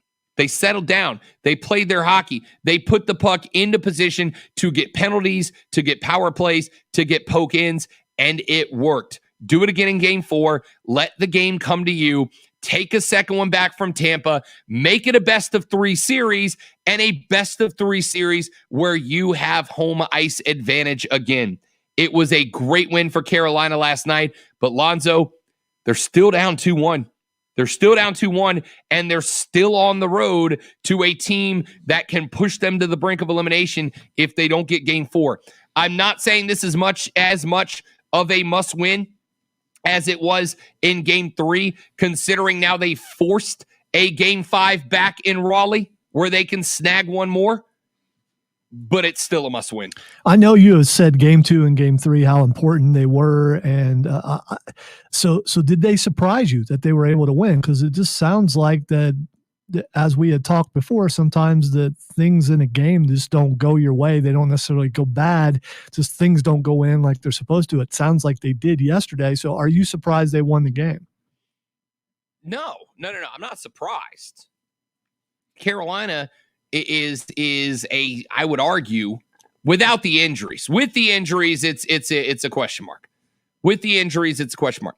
If the team was healthy, Carolina's a better team than Tampa. Not by a lot, in my opinion. Not by a lot, like an inch, or a better team than Tampa Bay. With Trocheck and Niederreiter out, they're not a better team. In fact, Tampa may even be a little bit better with those injuries playing as big as they do. But it does not surprise me that they won the game. It doesn't surprise me. It wouldn't surprise me, Lonzo. It wouldn't surprise me if Carolina ran off 4 straight wins. And it wouldn't surprise me if Tampa Bay won the next 2 and ended the series in Raleigh. I wouldn't be surprised either way. This is a coin flip series for these two teams, especially with the guys out that are out. I'm not surprised. In fact, and I'm not going to say I expected a win, but I expected Carolina to go out and do the things they needed to do and not change their attack of the series, not change the mentality of the series. My concern would have come in, Zoe, if this team went out last night and played a different style of hockey. If this team went out and tried to be a finesse team. If this team went out and tried to be a team that was doing nothing but taking slap shots from 30 feet out. That would have concerned me. They didn't do that, which I think is a testament to Rob Brendamore, because it would be easy for the mentality of the team to change and then for them to change that style of play. They didn't. Which is what I expect out of this team, and I expect it in game 4 as well. 844-477-3776, 844-GSP-ESPN. Text us on the ESPN text line at 71307. That's the Ingalls Market text line. Start your text with ESPN. We can read them on the air. Let's take a break. By the way, want to remind you that coming up next Wednesday, the $1,000 cash dash on ESPN Upstate is back. Starting next Wednesday, your chance to win $1,000 every hour from 9 a.m. to 5 p.m. is right back here on ESPN Upstate. At the top of every hour, Lonzo and I will give you a keyword that you will text in, and someone is going to win $1,000. It's the $1,000 cash dash on ESPN Upstate. It kicks back up next Wednesday right here on the Big Stick. Quick break. We're back after this on the Rob Brown Show. This is ESPN Upstate.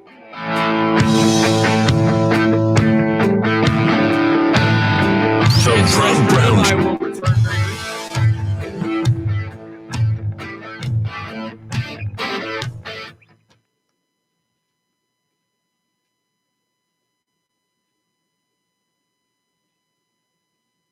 Do you think he knows that he left the camera on? I don't know if he does or not.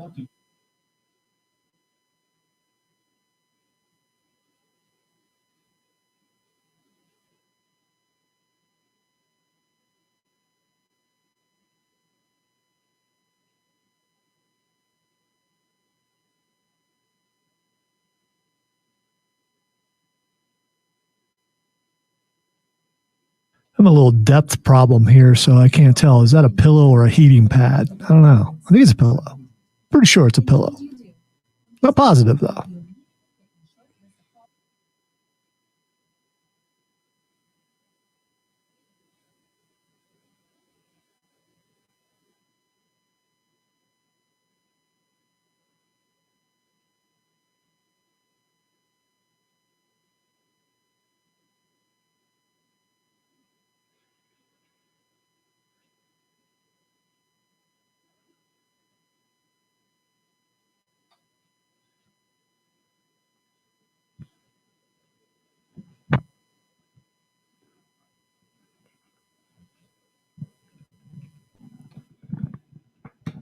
See, I thought I had decreased the screen. That right there, what you just saw, is the reason that I take myself off screen. I was curious if that was a heating pad or a pillow. No, it's just a pillow because I have terrible posture, Lonzo.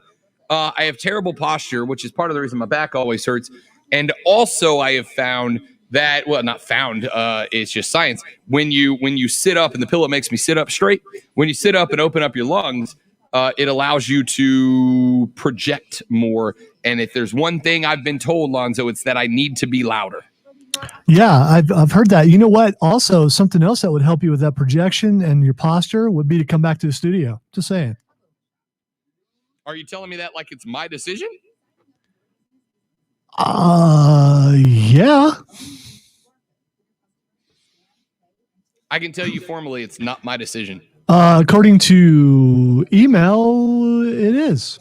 Unless there are different rules for different clusters. The last thing I got told was that there were, unless I just missed an email, the last I got told is that there were clusters of like there were pods of people they were bringing back in different in certain orders in order to get them in. That would just be locally. I'm talking about the national email that we got company-wide that said company-wide people will be welcome back next week. Oh, I missed that. Let me go find that email. Yeah. I got one that invited me to be a Google ambassador. Yeah, this would be, I think it was last week when it came out or earlier in this week. I don't know. It's been a long week for me. 30 seconds. QC Kinetics in the next break. I will see if I can find it, and I will forward it to you. I got the one from Steve, which is a follow-up to. I didn't. Okay. Oh, there it is. There it is. I just found it. All right, come back. Styles of comfortable, machine washable arch fit shoes now at Skechers.com. Real, unfiltered sports talk brewed locally. Oh my God, a hipster! Bring him a microbrew, quick! This is the Rob Brown Show on ESPN Upstate. The Rob Brown Show rolls on. This is ESPN Upstate. I am Rob Brown, the great one, Lonzo, back in the network studio in charge of button switches, levers, knobs, gears, pulleys, fulcrums, and other apparatus required to get us on the air. 844-477-3776, 844-GSP-ESPN. Text to 71307 is the Ingles Market text line. Start your text with ESPN. You can also get at us on Twitter, at The Rob Brown Show, at Lonzo on word. No A out front. It's just Lonzo. He is not a Lonzo, folks. He is the Lonzo. Lonzo on word is the Twitter handle to get to hashtag DadKicks. If you want to text him hashtag or tweet him hashtag DadKicks, you are welcome to do so. And of course, our Facebook page is up, facebook.com/ESPN Upstate. Usually after the show, your boy throws up a couple of the highlights from the show on our social media pages, twitter.com/ESPN Upstate, facebook.com/ESPN Upstate. So if you miss any part of the show, you can go get the highlights there, or go to ESPNUpstate.com. Right there on the top of the page, there's a button that says podcast. You click on that, and every hour in its entirety is uploaded right there to the website. You can listen to the show at your discretion, ladies and gentlemen. We just try to make life that much easier for you.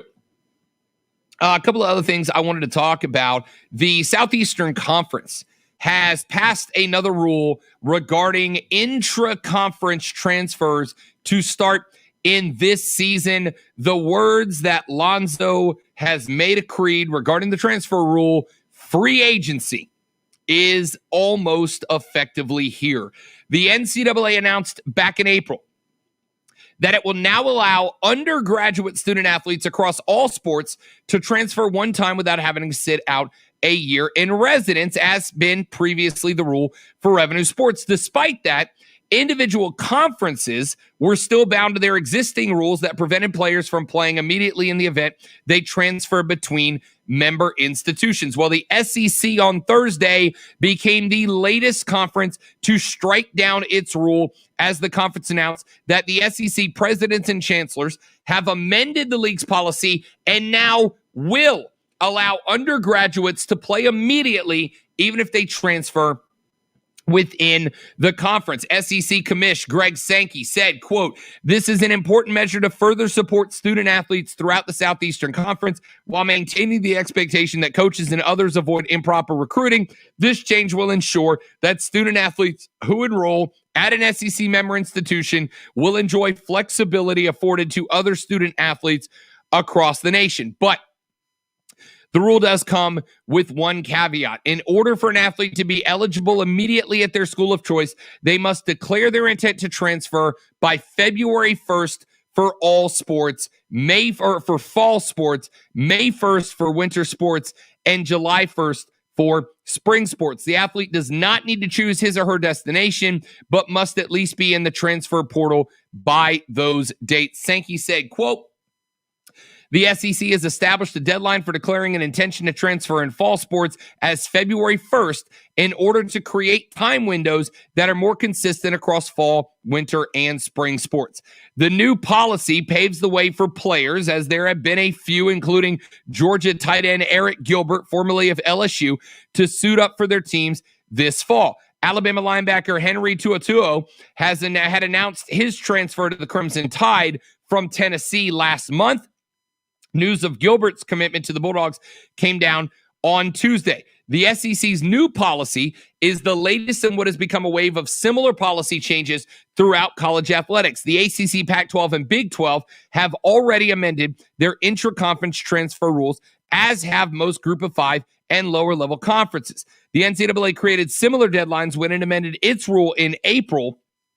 Athletes who participate in fall and winter sports must enter the portal by May 1st in order to be eligible immediately the following season. The deadline for players in spring sports is July 1st. However, due to the short timeline between the ratification of the rule and the deadline to enter the portal, all athletes have a July 1st deadline for 2021. So, Zoe, if you are playing football at Georgia and you decide you're done with it, and you want to go back and play at Auburn, you can now do so and not be required to sit out one season as the rule has been in years gone by. All right. The thing that stood out the most to me was unfair advantage of other conferences. So are they using this as a recruiting tool? If you're, I don't know which other conferences this was already okay in Big 10 or Pac-12 ACC, or whatever. Big 10 and Big 12. So they use that as a recruit. Come here, come to our conference. If you don't like it, hey, you can go to another one of our schools. It's no big deal. So the SEC sees this, and they decide to put a timetable on free agency. You have to declare by this time. Just open up the doors. You might as well. I mean, it's just a formality now anyway. These little rules that they're putting out there. So I go back to when this all started, and I was told that in other terms that I was stupid, that it would not be this way. Not on this show, not on the other show, but on previous shows from previous hosts. And as soon as this started, it's like, you guys you cannot look down the road and see that this is free agency. I don't know if it's good or bad, but I know if I'm a recruiter, how much harder is your job now? It's got to be so hard to get someone how much vetting can you do to a kid to know whether he's has the stick-to-itiveness to stick with your team if he doesn't start right away. Stick-to-itiveness. Yeah, well. No, I like it. I like it. I'm good with it. The stick-to-itiveness of players. I have to substitute my lack of multi-syllable vocabulary words with piecing stuff together. No, I'm good with stick-to-itiveness. Anyway, so you got to look at a kid and go, and so do you talk to his friends? Do you talk to his teachers? Do you talk to when this kid is on a project, does he stick with the project? If he suffers failures, does he immediately take his ball and go home? I mean, so how do you know as a recruiter when you recruit a kid that he's going to stay there or not?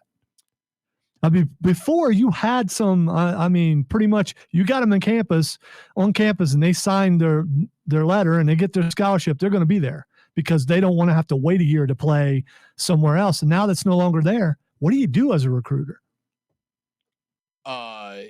You find reasons that make your school more attractive than other schools. And then you do everything in your power to make ssure the experience at this school is good. I just think this encourages those handshakes more. Oh, well, that's what the NIL laws are going into play for too, right? I mean, look, I'm the one thing I will not ever stop laughing at, Lonzo, is when people pretend like college football is anything other than a major business. It is.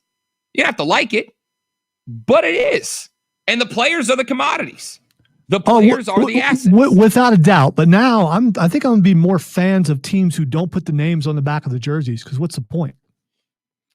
So if you are a recruiter at, let's say, South Carolina, and you go, hey, 4-star kid who's also being recruited by Alabama, if you come here to South Carolina to play wide receiver for us, you're going to start. If you go to Alabama, you're not. If you come here and play and it's not for you, or you find you don't fit into the system, or heck, down the road, you just think that you can do better for yourself by going to Alabama, that's now an option on the table for you. We won't like it, but if you come here now, that's an option that you can have. Would you actually say that as a recruiter, though? Yeah. I mean, you don't tell a kid you have options. You say, hey, once you're here, you're going to want to be here. We're a family. We're whatever. I don't think you go out and say, hey, come here. You don't like it? Yeah, you can go somewhere else. It's all right. There is an attractiveness in any job where there is room for growth and promotion. It just is. That's for every business. Stop pretending like college football is anything better than a big multi-billion-dollar business, because it is, right? And employees, which is what I refer to college football players as, employees are always looking for ways that they can benefit and grow and move up. So why wouldn't you offer that as a possibility, the same way that I don't know, a radio station in Fort Walton Beach, Florida might say, hey, we know that we're not the biggest game in town. We know that we're probably not your end destination. But if you come here, you can grow and learn and help us do better and utilize this as a springboard if you decide you want to go bigger and better. But we also want to do whatever we can to get you to stick as long as you can. That's all the schools are doing. We'll bring this back up in the next hour. Let's take a break. We got one quick segment left in this one. The Rob Brown Show rolls on. It's ESPN Upstate. QC Kinetics. The Rob Brown Show. Listen on your computer and tablet at ESPNUpstate.com. QC Kinetics right here in the Upstate wants you to know that you do not have to go through your life suffering from that day-to-day chronic joint pain that you have been, well, frankly, suffering from. You don't have to. You can go see the folks at QC Kinetics, and they have for you non-surgical regenerative therapy. That chronic pain in your elbows, your knees, your hips, your lower back, that comes from the connective tissue within your body breaking down. That connective tissue within your body wearing down, as it does over time. It happens. QC Kinetics has an orthobiologic process that helps to repair that damaged tissue. It helps to build it back up, which decreases that inflammation. It decreases the parts that ain't supposed to rub together from rubbing together. And it helps you feel better naturally without getting sliced and diced. You want to learn more? It's very simple. Go to QCkinetics.com. QCkinetics.com. You can read all about the science, how this quick in and out therapy will not take time away from work or family or school, whatever you got going on.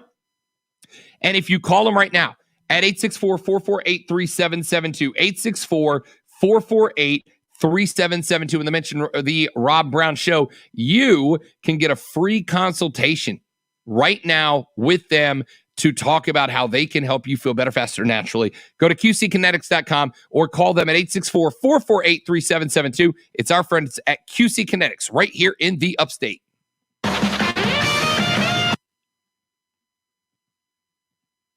Well, less than a minute when we come back. Yeah.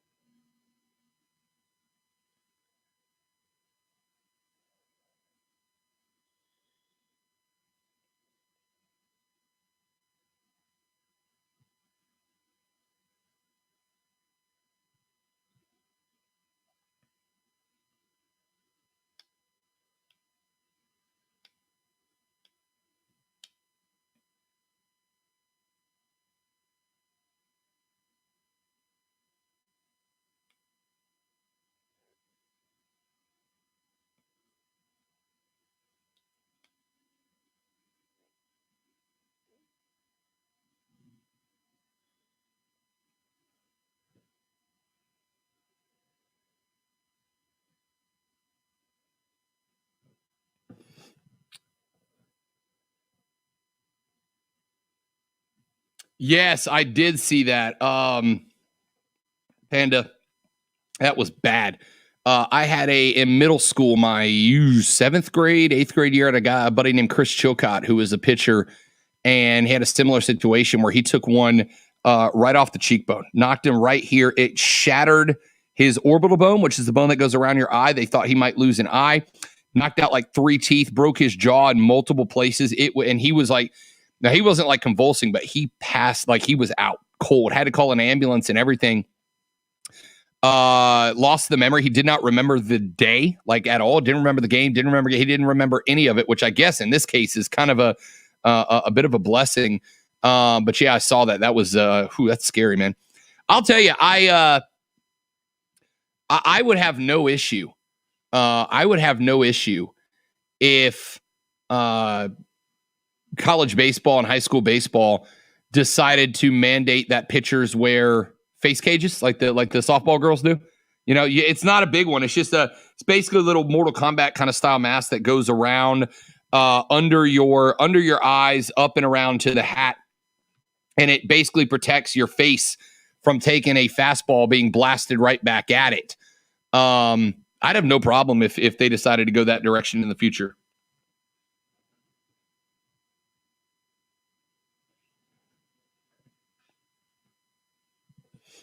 But yeah, that was bad. Filtered sports talk every weekday noon to 3. This is the Rob Brown Show on ESPN Upstate. Wrapping up hour number 2 of the Rob Brown Show on ESPN Upstate. Carolina still trails. We are in the bottom of the 6th inning in the Columbia Regional opening round. Carolina trails by a couple. Virginia had a couple of solo shots earlier in the game, and then another RBI single popped up later on in the day. Carolina able to get out of that round with no further bleeding, but they trail right now and are looking for something. A deep shot to right is going to be foul. Almost a home run for Carolina, but it pushes just foul. Quick break. Hour number 3, the Money Hour, is next to wrap up Friday on the Rob Brown Show at ESPN Upstate.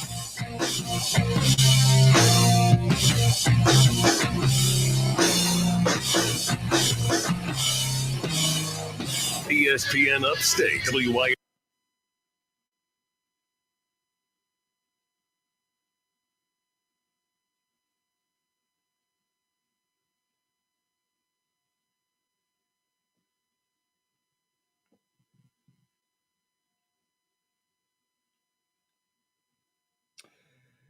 So there is a thing going on Reddit right now in the South Carolina subreddit, which I kind of find amusing as a newbie in town, where every day they have put up a map of all the counties in the state, and every day they let the people in the South Carolina subreddit, which is basically a glorified chat board, vote to remove one county from the map to see which is the last county standing and the best county in the minds of South Carolinians, which initially you were supposed to vote based on what county you liked the most, right? So, I guess technically vote on which county of the remaining ones you liked the least until the only county left was the most loved. But it has turned into a full-sale war where like the smaller counties are teaming up against each other to vote against Charleston County and Greenville County, etc.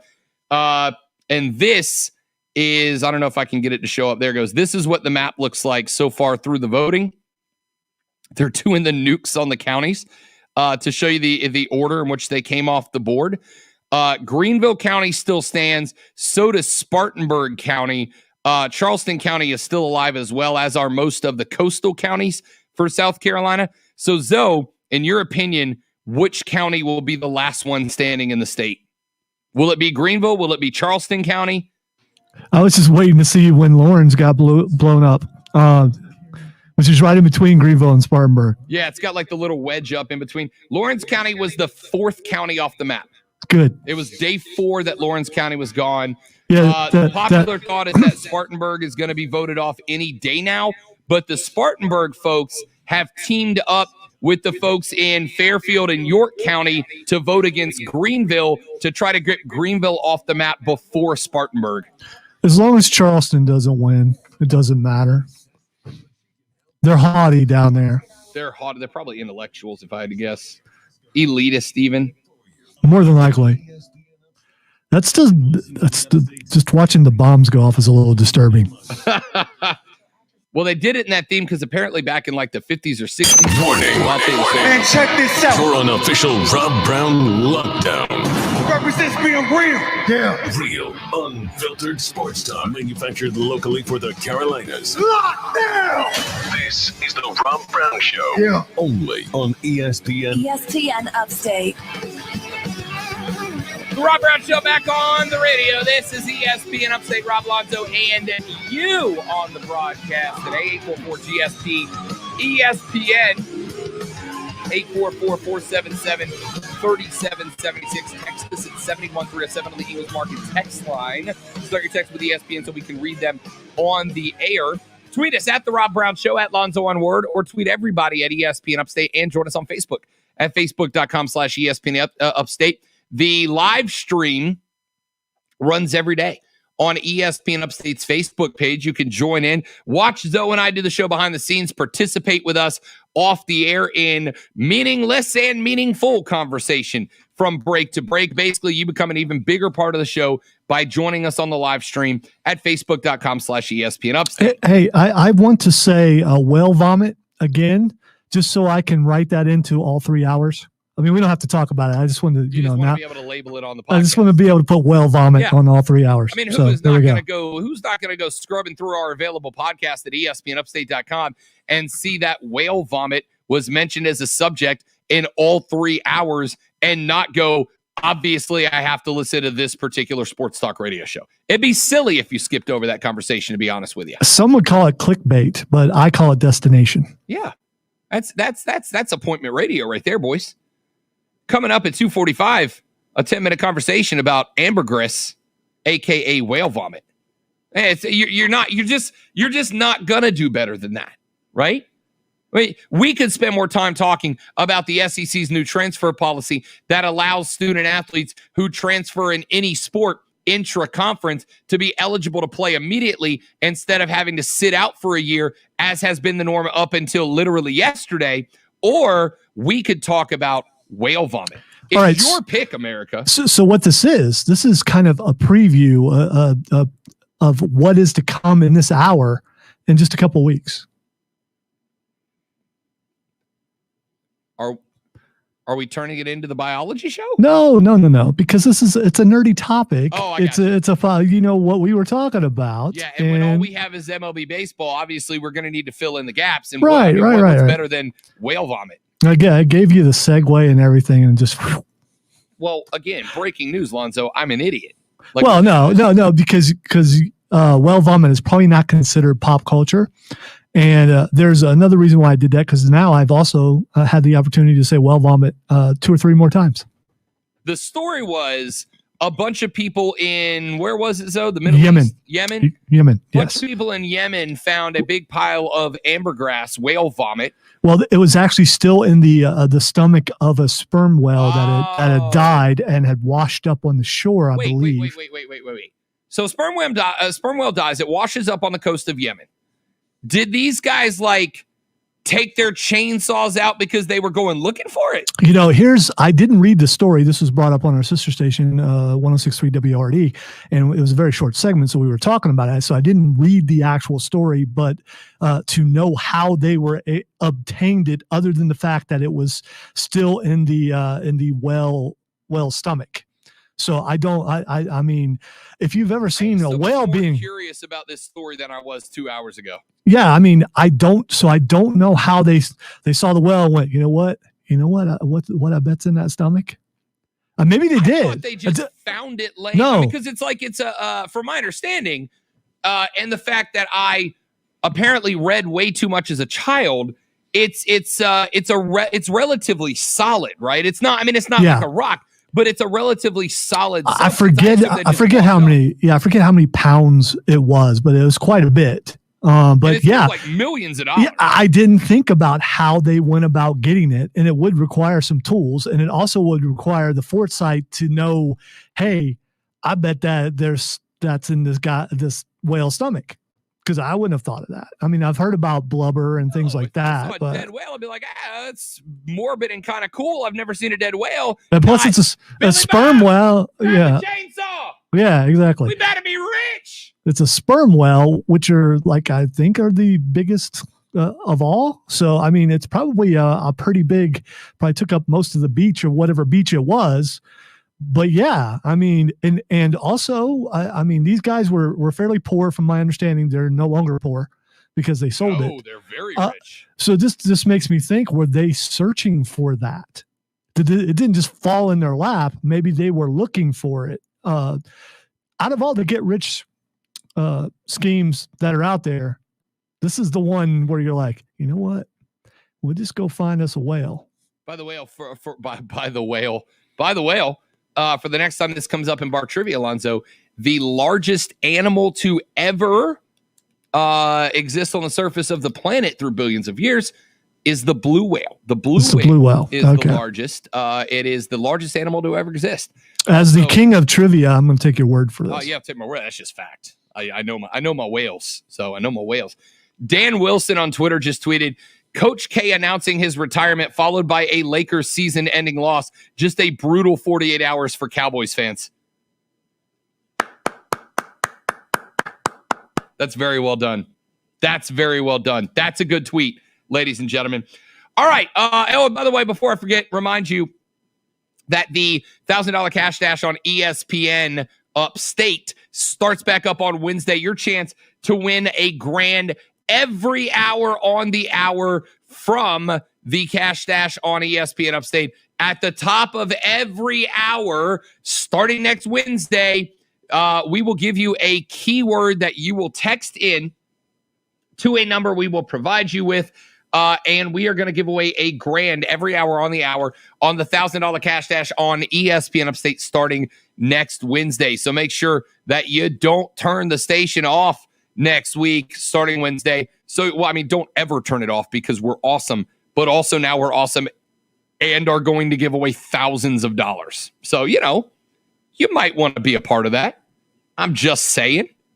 All right, let's jump on this transfer rule discussion for just a couple more minutes before we get to the bottom half of the hour. By the way, still 3-1 Virginia over Carolina. The tying run, though, at the dish, a full count, 2 outs in the bottom of the 6th. Runner on first for the Gamecocks.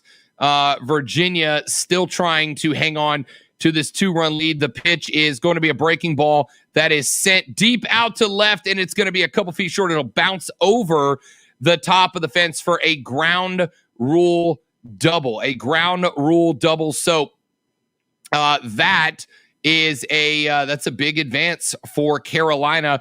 Unfortunately, with the ball bouncing over the fence, the runner from first will be awarded third base, but would likely have scored if that ball would have hit the top of the fence and bounced back into play. But instead, a nice little shot there is going to be sent out to center left field by Wes Clark. Wes Clark also had the home run back in the second inning for the Gamecocks. Would have had an RBI added to the total. Instead, the tying run in Wes Clark now on second base. Carolina still with 2 outs on the board right now as they try to get back level into this thing. Virginia looks like they may be going to a pitching change here as we're going to have a conference on the hill between the entire infield and Virginia's head coach. Let's see here. No pitching change for Virginia, just a little conference to try to get out of this jam. But Carolina is in play. This thing is far from over. Bottom of the 6th, still got an out to work with the tying run at second base, the go-ahead run at the dish. The Southeastern Conference has decided to step up their transfer rule. From this point forward, if you transfer within the conference, you will not have to sit out a year any further as an undergrad student. If you announce your intent to transfer in any sport by a selected arbitrary time date, you will be eligible to move to a new school and play in the next season for new school if you are transferring within the Southeastern Conference at this point moving forward. That is a big development. They are not the first conference to do that. The ACC already had that rule in place. So did, I believe, the Big 10 and the Big 12, where if you decided to transfer within the conference, you were eligible to play immediately, provided your entry to the transfer portal was reported in time. Keep in mind that entering the transfer portal does not mean you are obligated to transfer. Anybody can put their name in the portal and then decide to withdraw it at any time. But once you enter the portal, the school is not obligated to honor your contract. They can rescind your your scholarship, might as well be a contract. They can rescind your scholarship offer at any point should they wish to do so. We just had a hit in the South Carolina game, is now tied 3-3. All right. So South Carolina, again, still far from out of this thing as we stand right now. It's going to be a little, quite a liner all the way out to the fence in right field, and it will bounce over the fence. Back-to-back ground rule doubles for the Gamecocks. This one, however, had runners on second and third. Both will be awarded the dish. That is going to be a 2 RBI ground rule double out to right field for Josiah Seitler. Playing the role of hero ball there. Little breaking ball that was down and inside. Seitler able to get his hands inside and drive that thing out to right field. It landed in fair territory, but it had to be all of 2 feet before careening off the yellow stripe in right and then going out over the fence that runs along the right field foul line. So a pair of runs will be awarded on the ground rule double for the Gamecocks, and we have now a square ball game between the Cavaliers of Virginia and the Gamecocks of South Carolina, and a good one going on between these two squads. Low scoring affair between Cavs and Cox, but an entertaining one nonetheless. It looked like it was going to be a great pitcher's duel early in the game, but we also saw early in the game, we saw Carolina's starting pitcher get run out of the game very quickly, and then they have basically had the opportunity to keep Bosnick out on the hill for some time since that point. He has not really, he's given up nothing since those 3 runs scored earlier in the game, has Julian Bosnick, the left-handed redshirt sophomore pitcher. But Andrew Abbott, the senior pitcher for Virginia, has now been chased out of the game. He is responsible for the runner on second base and awarding a pair of back-to-back ground rule doubles after a single that allowed the Gamecocks to square this thing back up. Let's take a break. When we come back, we will talk more about this transfer rule. Zoe, not a big fan. I have no problem with it. Where do you fall on the spectrum? We'll address that next on The Rob Brown Show. This is ESPN Upstate.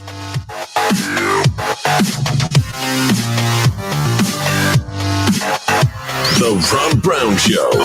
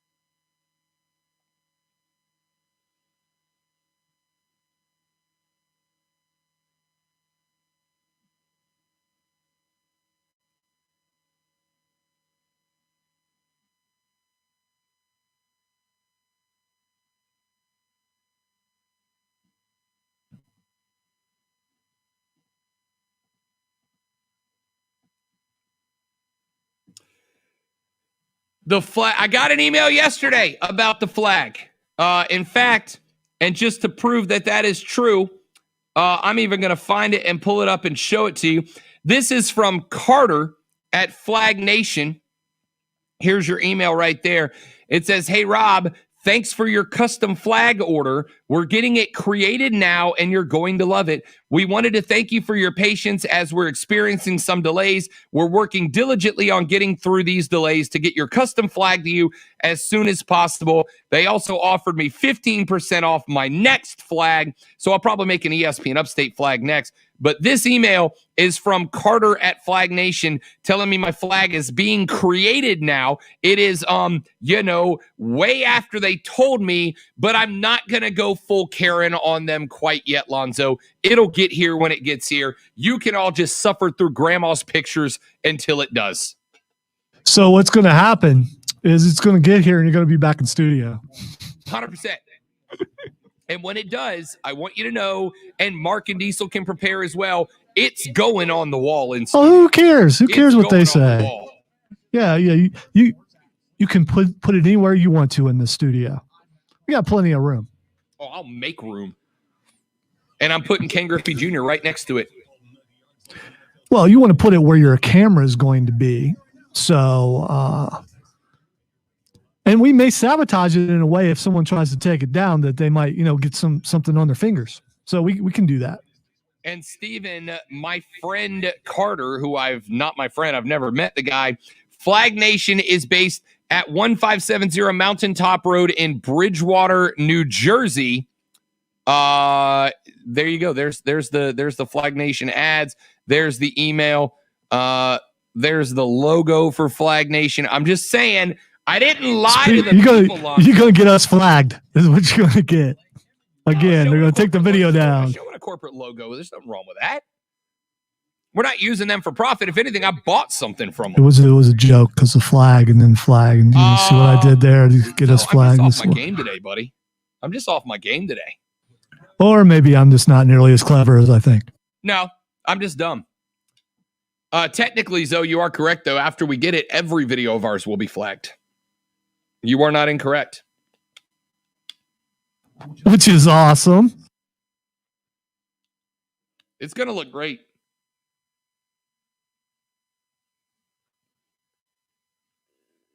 Where this camera is facing in the studio, not like you can't move it, but there is a perfect spot right next to the TV where you can put the flag. Yep. I'm looking at it right now. We can move a couple things because we got other spaces on the wall. And put it right there. Yeah, when I come in, the very first thing is going to be setting up the streaming angle that we want to use. I don't know if I want it to go head on, like face up, or kind of angle. When I used to do the Facebook Friday before we got our new streaming service, the angle was kind of off to the side a little bit because of those computers right in front of my face. But now that this is a thing we do, it may be worth it to put it head on. Well, there's already a camera installed in here for that computer over there. Yeah. But it's got a lot of room on it, and you can move the camera a pretty good distance one way or the other. So, and you could also use your laptop if you wanted to, because I still use mine. So yeah, we'll just figure all that stuff out.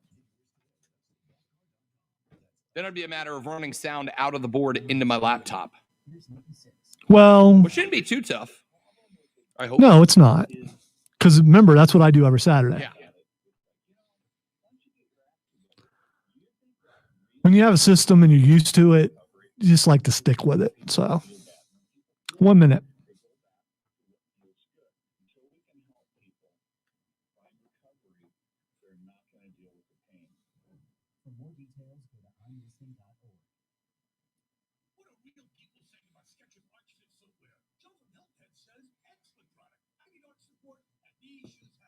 So can South Carolina pull this out? I mean, it's a heck of a game, and these are both. I mean, they're pretty level teams for the most part.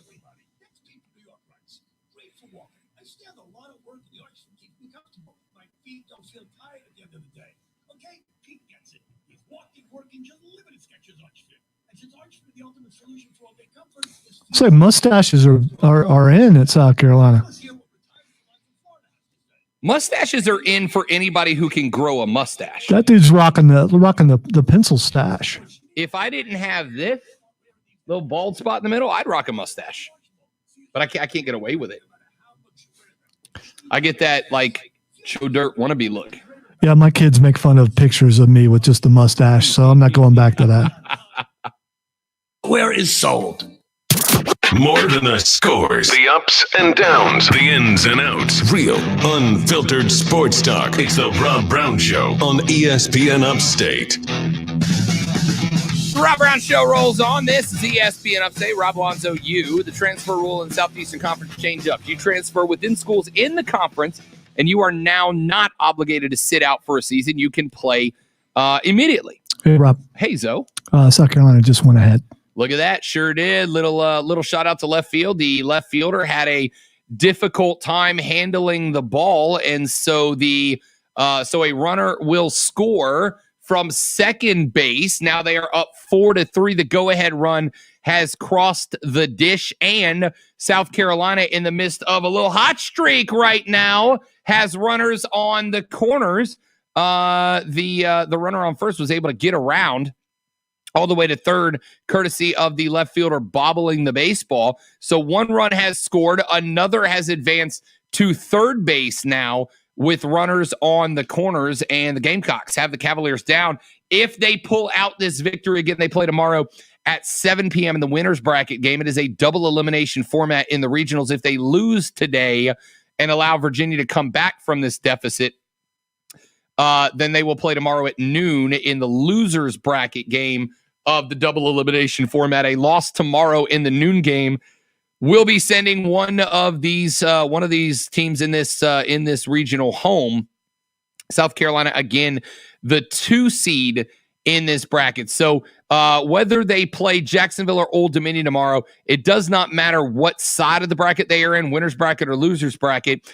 If they play Old Dominion on either side of the bracket, then they will be the away team, despite playing in South Carolina. If they play Jacksonville tomorrow, either winners or losers bracket, as the 2 seed, they would be the home team playing in Columbia. So again, we'll keep you up to date on this game. Virginia does have another pitcher active in the bullpen, and we have another conference at the Hill for the Who's, who now trail in this game. They had South Carolina down 3-1 coming into the bottom of the 6th. Carolina has now netted 3 runs in the bottom half of this inning and may not be done yet. Still 2 outs on the board, obviously, but runners on the corners, and now Carolina has had 5 batters, I believe, reach first base successfully with the front 3 of those. So we will have another pitching change coming up for Virginia as they go back to the bullpen to try to stop the bleeding here in the bottom of the 6th. If another one comes across, we will let you know about that. Let's get this transfer discussion in and out of the way here. So if you transfer within the conference now, you can play immediately. You do not have to wait. You can now play immediately. Where does that put us? It puts us in a spot where players can go from school to school one time and be granted immediate eligibility. There are a couple of players in the SEC this year that have done that. A linebacker transferred from Tennessee to Alabama. A tight end has transferred from LSU to Georgia. Both of those players are now eligible to play for their new schools immediately, as in this year. Moving forward, the rule will be that you have to declare by a certain date on the calendar to be eligible to play immediately. You have to put your name into the transfer portal. You do not have to select your transfer destination, but you do have to announce that you are transferring. And to go back to the conversation that Lonzo and I were having earlier in the show, my response, Lonzo, is this. Do I use this as a recruiting tool? Oh, yeah. I absolutely do. If I am South Carolina, and this rule's in place in the ACC and I believe Big 10 and Big 12 as well. If I have a player coming in and I am a second-tier school, like let's say, and please don't take this as an insult, but I'm going to compare South Carolina to, say, Alabama here. If I am a second-tier school like South Carolina, you may not love the idea of saying, hey, if you come play here, then you would be able to transfer to, say, an Alabama or an LSU in conference if you really love the SEC, but the school is not for you, or you feel like you are limited in what is capable, what is possible at this school. You can come here, play the game, and if you fall in love with the program, great. And if you don't, and after a year or 2 or 3, decide that you would be better served long-term to move to an Alabama or a Georgia, you can do that. You don't have to love that. And if you're a South Carolina fan, yeah, you would feel offended, frankly, that a player would come to your school and want to go. But here's the thing. The majority of players in college football, they don't love your school like you do, right? You may love your school because you went there.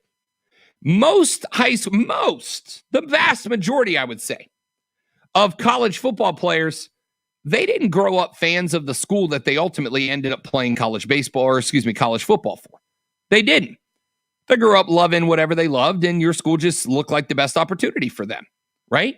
They don't have that connection. So, yeah, you might feel it as an insult if you are a Gamecocks fan in the SEC East to have a kid who says, I'm going to come to your school, learn to play wide receiver, see if I fall in love with the program. And if I don't, I'll go to Alabama or Georgia or LSU or somewhere else that maybe has a little more success for people at my position being pumped into the National Football League. Maybe I can have some success that takes me to the next level. Some people would take that as an insult, though. But for these college football players, whether you like it or not, it's a job to them. It's a job to them. They don't have the love and passion yet for your school that you do. It's not an insult. It's just the way the world works for the vast majority of us doing the jobs that we do. That's just how the game works. That's why guys in my profession, hell, we work with one that's worked in like 7 different markets before we got here. Now, I can tell you, Mark, Ryan, and I both truly, genuinely love Greenville. But Zoe, when I came here, having never been to Greenville, I didn't have a love for Greenville. I had a love for this career and this profession and the amount of years that I pumped into it. I didn't have a love for Greenville. Now, since I've been here, as many students do, when they get to a school, they fell in love with it. I fell in love with Greenville. I have bought in completely. Find me walking around downtown Greenville on any given day, and there's a way better than average chance that I am wearing something that reps the Ville. A Triumph jersey, a Drive shirt, a Swamp Rabbit sweater, a shirt that just proclaims Greenville, South Carolina, a Greenville hat. I got a bunch of them in the collection, right? I've fallen in love, but not everybody does. There was just as good of a chance when I was hired here that I would get here and go, it's all right. I like it. It's cool. Greenville is a stepping stone for me to transfer to my next destination of where I want to be. Is it free agency? Sure, let's call it free agency. Let's call it. But Zoe, here's what I'm going to tell you. The smart schools, the smart recruiters for 2nd and 3rd tier schools, they are going to use this. Come here, 3-star wide receiver. Because if you go to Alabama, it's going to be 2 years before you sniff the field. That's 2 years of development in game scenarios you will not get. But if you come here, you will get that time. You will get that development. You will get that playing time that sets you up for future success. And there is no better recruiting tool for a kid or an adult than to say, my job will set you up for future success, even if it's elsewhere, better than any other position will. Come work for me. You don't have to like it, Zoe, but the smart recruiters are absolutely going to use it as a recruiting tool. Not only would it be a difficulty to be a recruiter, it'd be a difficulty to be a kid coming up too, because you have this in your head now. You know what? I don't have to be a committed player. I just need to go where I feel like I should be at that moment. So if I get there and I like it, well now, and even though it's not realistic to life, now I'll just go somewhere else. And I guess you could say, yeah, if you go to a job you don't like it, you could just quit and go somewhere else. But if you do that a lot, eventually employers go, you know what? You've worked at 10 different places in the last year. why should I hire you? And there's also a thing of loyalty, going somewhere, committing, and being loyal to that place. I am, I guess, one of those oddball people who are loyal to a fault. I've been here 21 years. So when you talk about, skipping, and there's nothing wrong with what you and Mark Ryan have done, going from job to job, and in some cases, not your fault. And I get that. Sure. It's hard for me to, early on in my life, I lost a lot of jobs because they all went out of business. Yeah. So I do get that, but that wasn't my fault. In this case, it's just got to be hard all the way around to be a college football player. I just don't get it. I don't get going somewhere and having a recruiter tell me, you know what, you're going to start here, but if you don't, you can go to that school over there. No. Why would you say that? Come here, stay here. If you don't play right away, you're going to play eventually. This is home for you. You don't need to worry about going anywhere else. You never throw the option out there, because once the option's out there, then you're putting doubt in someone's mind. And it's just, I just don't see the advantage to that. So I have also moved from job to job. I have broadcast in many places, some remote, some on location, some full jobs, some freelance. I had a job in Fort Walton Beach, Florida. First radio station I broadcasted for, left, came back. And I had some degree of loyalty to that station. That station allowed me to keep doing a daytime talk radio show while I was finishing up my college degree. Took me a little longer. I was on the 8-year plan, but I got it done. And they let me do it to the point, Zoe, and this would never fly on a station like ours, honestly, I don't think, or most stations. At one point, Zoe, I had to drive from Destin to Pensacola because while I took mostly online classes, one class was exclusively an in-person class. So I had to drive to Pensacola. But the drive had to be made while my show would have been on the air.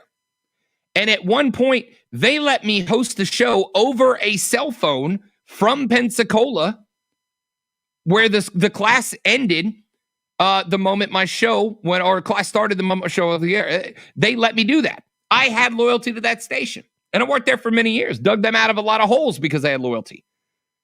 And then one day I got a phone call from a TV news station in Pensacola that said, "Hey, Rob, we want to hire you to be a television reporter. You're going to be a general reporter, and you're going to be the third guy in our sports desk. So when things are crazy busy in sports, we'll move you to sports. When our anchors are out, we're going to let you anchor sports." It was a huge deal. And while I had loyalty to my radio station, I had to take that job because it was bigger, it was better, it paid more. They had more resources for me than the radio station did, and I had to better myself. So I had to tell the boss, "Hey, man, look, I'm out. It was great. I appreciate everything you did for it, but I got to move up to this spot. I got to go up to this spot." I didn't have a choice, right? There was a deep, immense loyalty for that station at the time, probably too much of it. But I had to take that job because it was best for me, right? If you go to South Carolina and you're there for 2 seasons and you develop and you get some playing time, etc., but you're playing for a 7-5, 6-6 ball club pretty much year after year. And Nick Saban calls and goes, "Hey, I got a starting job for you here at Alabama at wide receiver, a position where we have sent Calvin Ridley and Julio Jones and Devontae Smith and Jalen Waddle and a host of other wide receivers to the league in the past 10 years. We want you to come here and be a starter." Is there a loyalty to South Carolina? Maybe. Sure. Let's say yes for the sake of discussion. But your loyalty also has to be to number one. It's also got to be to doing what's best for you. And now you have a chance to do that without harming yourself. If I'm a South Carolina recruiter and I know that there's a kid that wants to do what's best by him, especially for a kid that coming out of high school looks like a lock to make the league in his growing days, yeah, I'm going to tell him, "Look, dude, we're going to do everything we can and give you every resource we have to get you to the league. We're going to.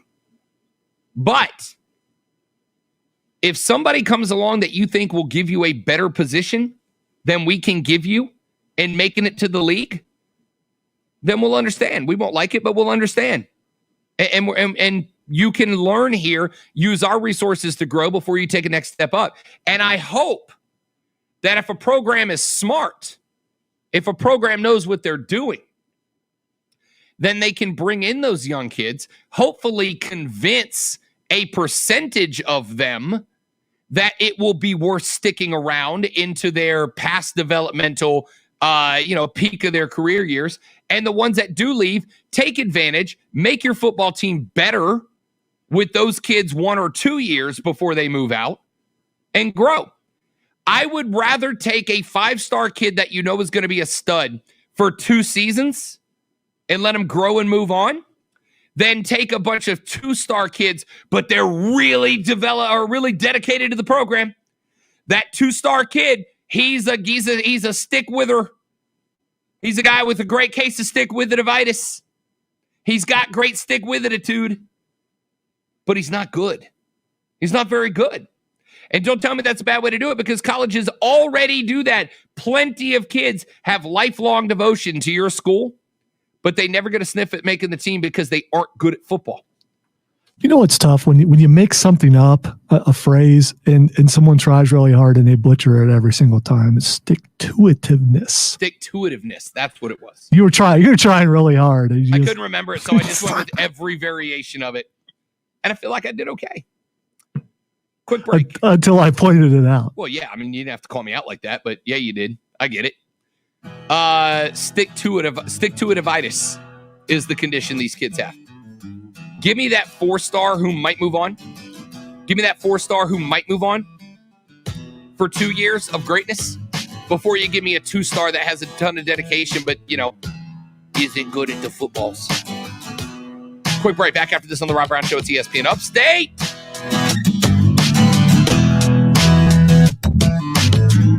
The Rob Brown Show. Listen on your Amazon or Google Smart Speaker.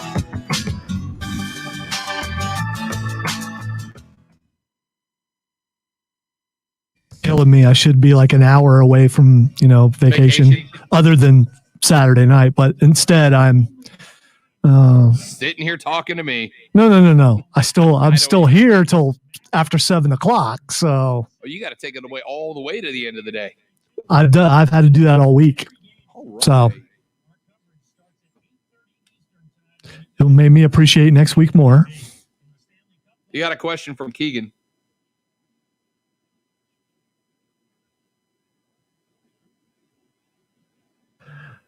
Well, there are 2 programs that are used in the building. One is Cool Edit and one is Adobe Audition. Because I've been using Cool Edit forever. Same. I use Cool Edit, but I can use Audition. I use it for some things. And there are some people who frown upon you for using an old program, but when you're comfortable with something and you're pretty good at it, why move on to something else if you don't have to? Totally agreed.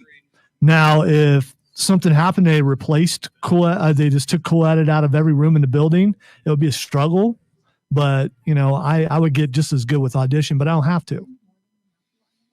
Audition is the same thing, just with more tools, and it's more, I guess it's more intuitive in some ways, but again, I love Cool Edit, so.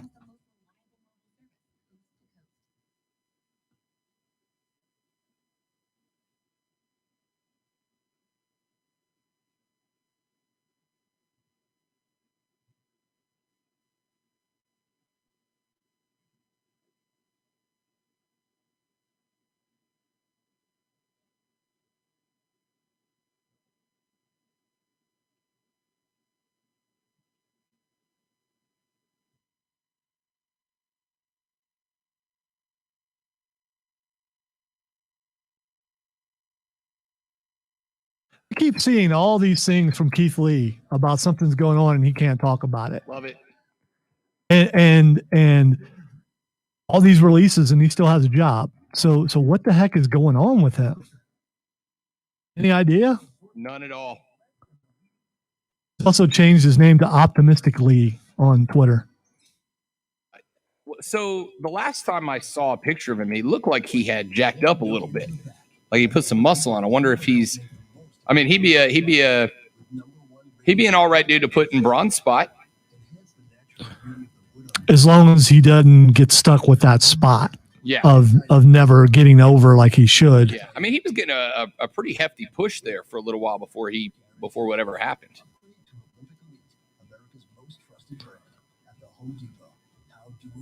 He just was suddenly gone, and it's like, okay, what did he do something? What's going on? He hasn't been in trouble that I've seen, or anything. He's just not there. Would you have been surprised in the latest purge if his name was on there? Because I wouldn't have. I think I'm more shocked that it's not on there. I think I think I would have. I can't imagine, despite that push, I can't imagine that he was pulling the money that Braun was pulling. And when he was getting that push, and I don't know what happened. I still don't know why he went away. But while he was getting that push, he looked to have the Vince McMahon seal of approval. But so did Braun for a while. Yeah, I saw he's posted some regrets about leaving NXT. Sure. I mean, especially the way he left. I think most of the guys who left NXT had regrets about leaving NXT. I mean, especially who has left NXT and got a starting spot at the top of the card. Well, I don't know. There's some guys from early on NXT. It took them a while to get there. Like Xavier Woods and some of those guys. Yes. They're more, what was Florida FCW before NXT, and maybe that's why. I don't know. 30 seconds.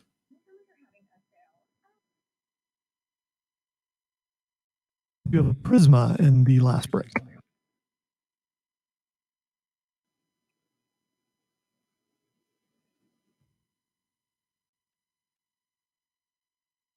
Everybody insurers. Made for upstate sports junkies. These pathetic junkies? Come on, look at You eat sports like food every day. Get hooked on the Rob Brown Show, noon to 3 every weekday on ESPN Upstate.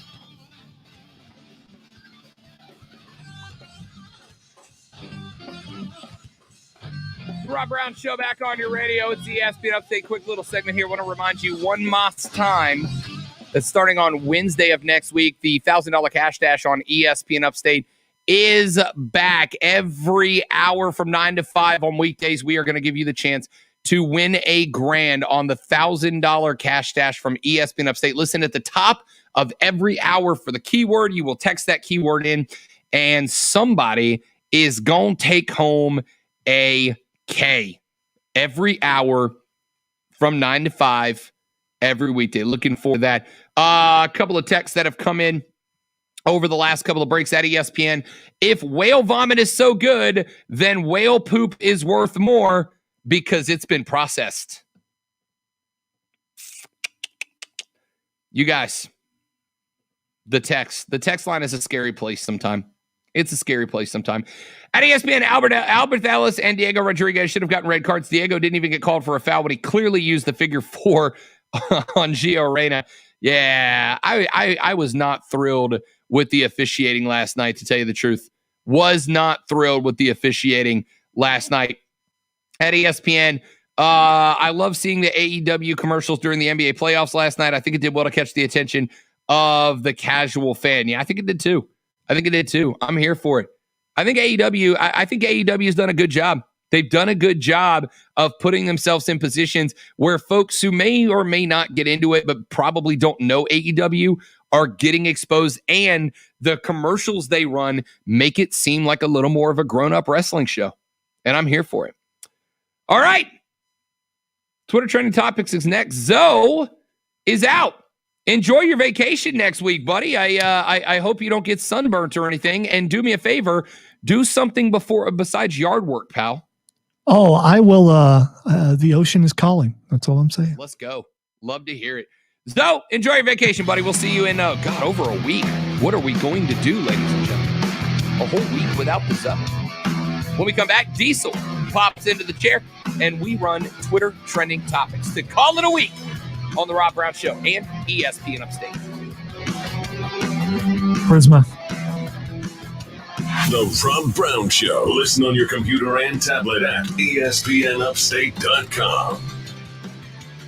Prisma Health right here in the Upstate is the official healthcare provider of the Gamecocks of South Carolina and the Tigers of Clemson, and they want to be the official healthcare provider for you and your family as well. That is why, with their over 2,400 medical providers across their system, they want to ensure that you find the healthcare provider that is right for you. With locations scattered all around the Midlands and the Upstate, they want a location that is convenient to you. With their MyChart system on their website at prismahealth.org, they keep all of your information confidential, but streamlined and available to you and your doctor so that you can know exactly what's going on and why. And with their virtual visit, if getting out and getting to a doctor just doesn't fit into your busy schedule, you can now meet with those healthcare providers face-to-face over the interwebs so that you can stay on top of your health. They want to make your healthcare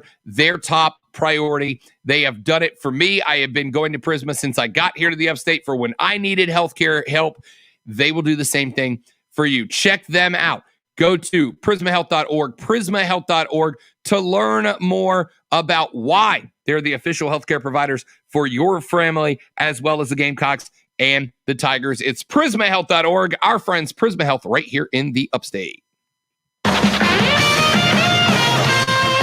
From the 106.3 WORD Weather Center, here's the Upstate's most trusted forecast on ESPN Upstate. Blend of clouds and sunshine develops this afternoon, high of 88. Tonight, partly cloudy, a low near 65. Saturday, a slight chance for showers and storms, late a high of 87. And Sunday, chance for rain and thunderstorms, a high around 86. I'm meteorologist Jennifer Wojcicki on ESPN Upstate. Currently, it's 86.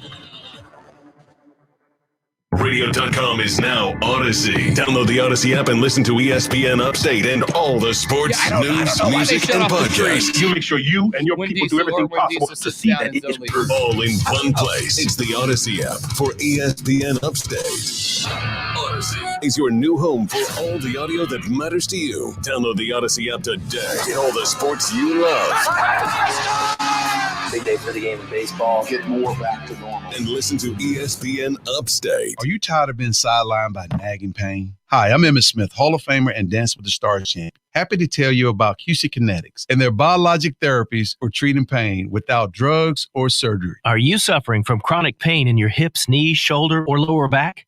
Are you tired of living with arthritis pain? QC Kinetics offers natural pain treatment that can repair and restore damaged tissue in your joints. Listen, I know pain, and I've seen firsthand how powerful biologic therapies can be. Patients at QC Kinetics rave about their result because they're getting their lives back. They're getting moving again. These exciting regenerative treatments used to be available only to pro athletes like Emmitt. Now they're available to anyone thanks to QC Kinetics. Call today for your free consultation. Get long-lasting results from my friends at QC Kinetics. Call QC Kinetics, 864-448-3772. 2 area locations. QC Kinetics, 864-448-3772. That's 864-448-3772. Don't give Dad a tie for Father's Day. Give him something he'll really like. The Upstate Golf Card. For just $75 during the Father's Day sale, get the Upstate Golf Card and get 18 holes at 9 courses in the Upstate, including Legacy Pines, the Preserve It Verde, and more. Buy it only at upstategolfcard.com. Get in the zone, AutoZone. Welcome to AutoZone. What are you working on today? So you're looking for more out of your battery? We can help. If you're in need of higher performance, we'd go with Duralast Platinum. It's the best choice for premium power designed for your vehicle. And the line now includes EFB and AGM technology, which means we've got the right Duralast Platinum battery for you. And they're only available here at AutoZone. That's why we're America's #1 battery destination. Claim based on data from the NPD Group 2020. Get in the zone, AutoZone. Sadness and misery, I don't feel either of these. I'm in a good mood. Okay. Hey, man, what's wrong? Well, it just didn't sound very bluesy. He's probably happy because he found out Honey Nut Cheerios can help lower cholesterol as part of a heart-healthy diet. Oh, hey, Buzz. Okay, well, let's try it again. Smile on my face. Nope, that's still happy. Have a change of heart with Honey Nut Cheerios. Learn more about Honey Nut Cheerios by picking up a box at your local store. Hi, I'm Brooke Burke, and I have a question for you. Do you ever consider just how important your feet are? They're quite literally the foundation of your body, and if you don't take care of them, you're asking for problems. That's why I wear Skechers' new Arch Fit shoes. Skechers teamed up with podiatrists to make a shoe that provides total foot and arch support. They used 20 years of data to design a podiatrist-certified insole that distributes support across the arch, no matter what foot type you have. Plus, Skechers Arch Fit provides extreme comfort. In fact, these just might be the most comfortable Skechers I've ever worn. Whether I'm walking or standing, they feel like a dream. Just try them on and you'll feel the instant difference. So if foot care is as important to you as it is to me, check out Skechers Arch Fit. They're podiatrist certified, they're comfortable, and they look great. Because when it comes to preserving my body, I know Skechers has my back. And my feet. Get the support you need with Skechers' new Arch Fit at a Skechers store near you, Skechers.com, or wherever stylish shoes are sold. This report is sponsored by Dairy Queen. Hey, DQ fans, the Girl Scout Thin Mints Blizzard is here. The Girl Scout cookies you love meet Cool Mint and world-famous soft serve, blended together in this chocolatey, minty masterpiece. Grab it today, only at your DQ. Happy tastes good. And now, the Rob Brown Show presents Twitter Trending Topics. Here's what's happening on the intranets. Let's see what Rob Brown knows about it. Topic number one is Sir Thomas Hanks. Hi, Diesel. Hello. How's it going, buddy? Good. Glad to hear it, man. Having a good day? Yeah, so far. So far, so good. What do you know about Tom Hanks? You just don't even want to talk to me, do you? It's all about Tom Hanks. Business. Sir Tom. Did they knight Tom Hanks, or did we just I decide? did. We just decide he deserves it. I guess Tom Hanks is America's favorite uncle, right? Yeah. Like we're all like Tom Hanks is. It's just everybody's favorite at this point. Unless you believe he's part of the cabal, in which case you don't like him. Tom Hanks, Diesel, when the whole coronavirus thing started, and I remember like making this joke a year and some change ago, but also I didn't feel like it was a joke. The coronavirus thing was all something we were like, oh, this is interesting, until Tom Hanks got it and got quarantined. And then we're all like, we must defend Tom Hanks at all cost. We must. That's when when Tom Hanks got it, and when like 3 NBAers got it all in a day, that's when we were all like, okay, this is something that's very serious, ladies and gentlemen. I don't know why he's trending. I just know that he should be trending every day, always. Tom Hanks asked in an essay. I don't know why Tom Hanks is writing essays, but Tom Hanks is writing essays. Now, he's talking about the different perspectives we would all have if we had been taught about the Tulsa massacre in 1921 in elementary school, which I think is a valid question. Yeah. Did you ever read about that? It's horrifying. It's pretty bad. Yeah. It's horrifying. It is absolutely horrifying. If you want to be enthralled and intrigued, read about that incident and then realize the fact that he's got a point. Diesel, I don't think I ever heard about that, which should be considered one of the most massive and ugly events in American history. And I don't think I ever heard about it when I was in school, honestly, all the way through college, to tell you the truth. Yeah, I think, honestly, I think I learned about it when they brought it up on the series version of Watchmen. Yeah, same. We were never taught about it. Same, exact same. By the way, real quick before our next topic, South Carolina up 4-3 on Virginia. We're in the top of the 8th.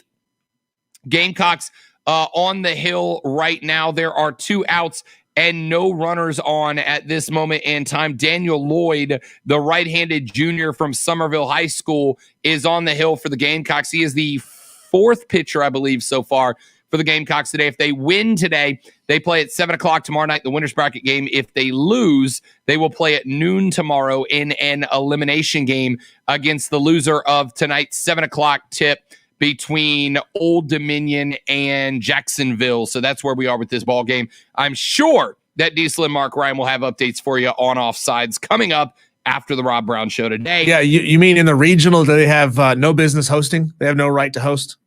Yeah, if Old Dominion would have put in a bid, it'd have been there.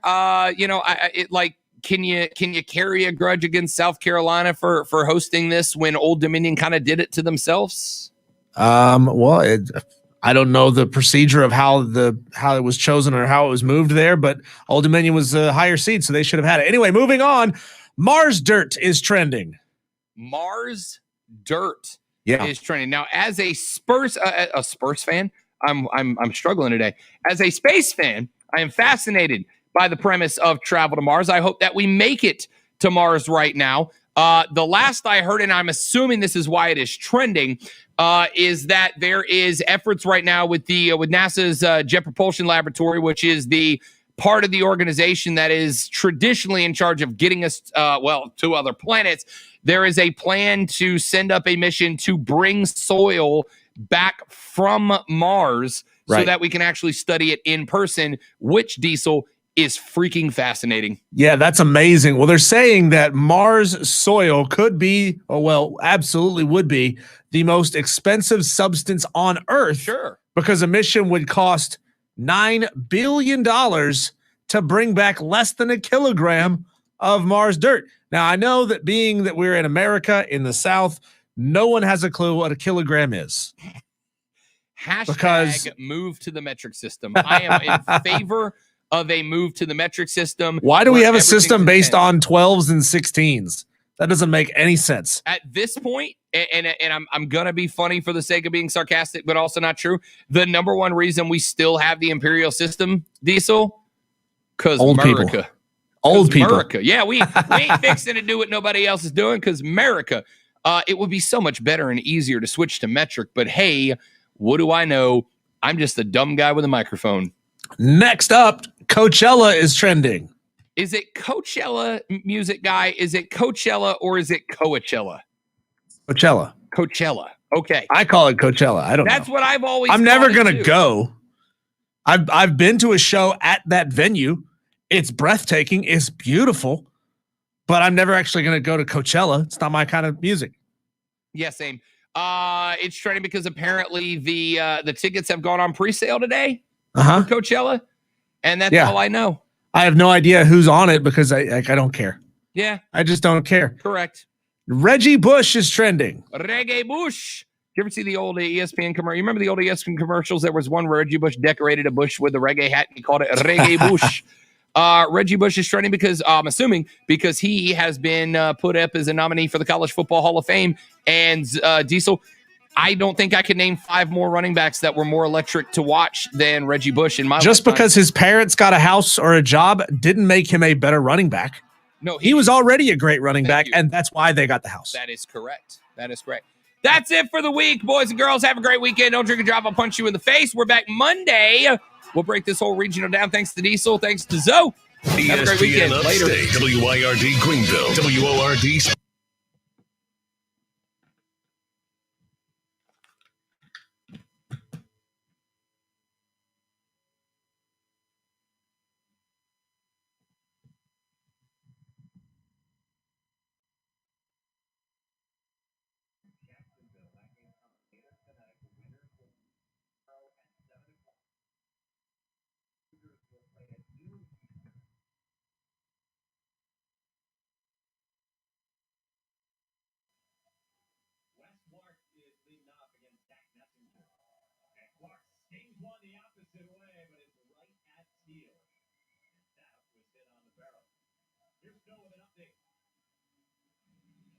Let's head back to Austin.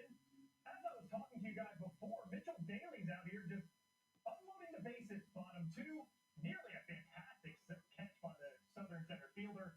That is a 3-run double. It is currently 6-0 Longhorns over on the Longhorn Network. All right, so taking care of business so far in a regional that also includes the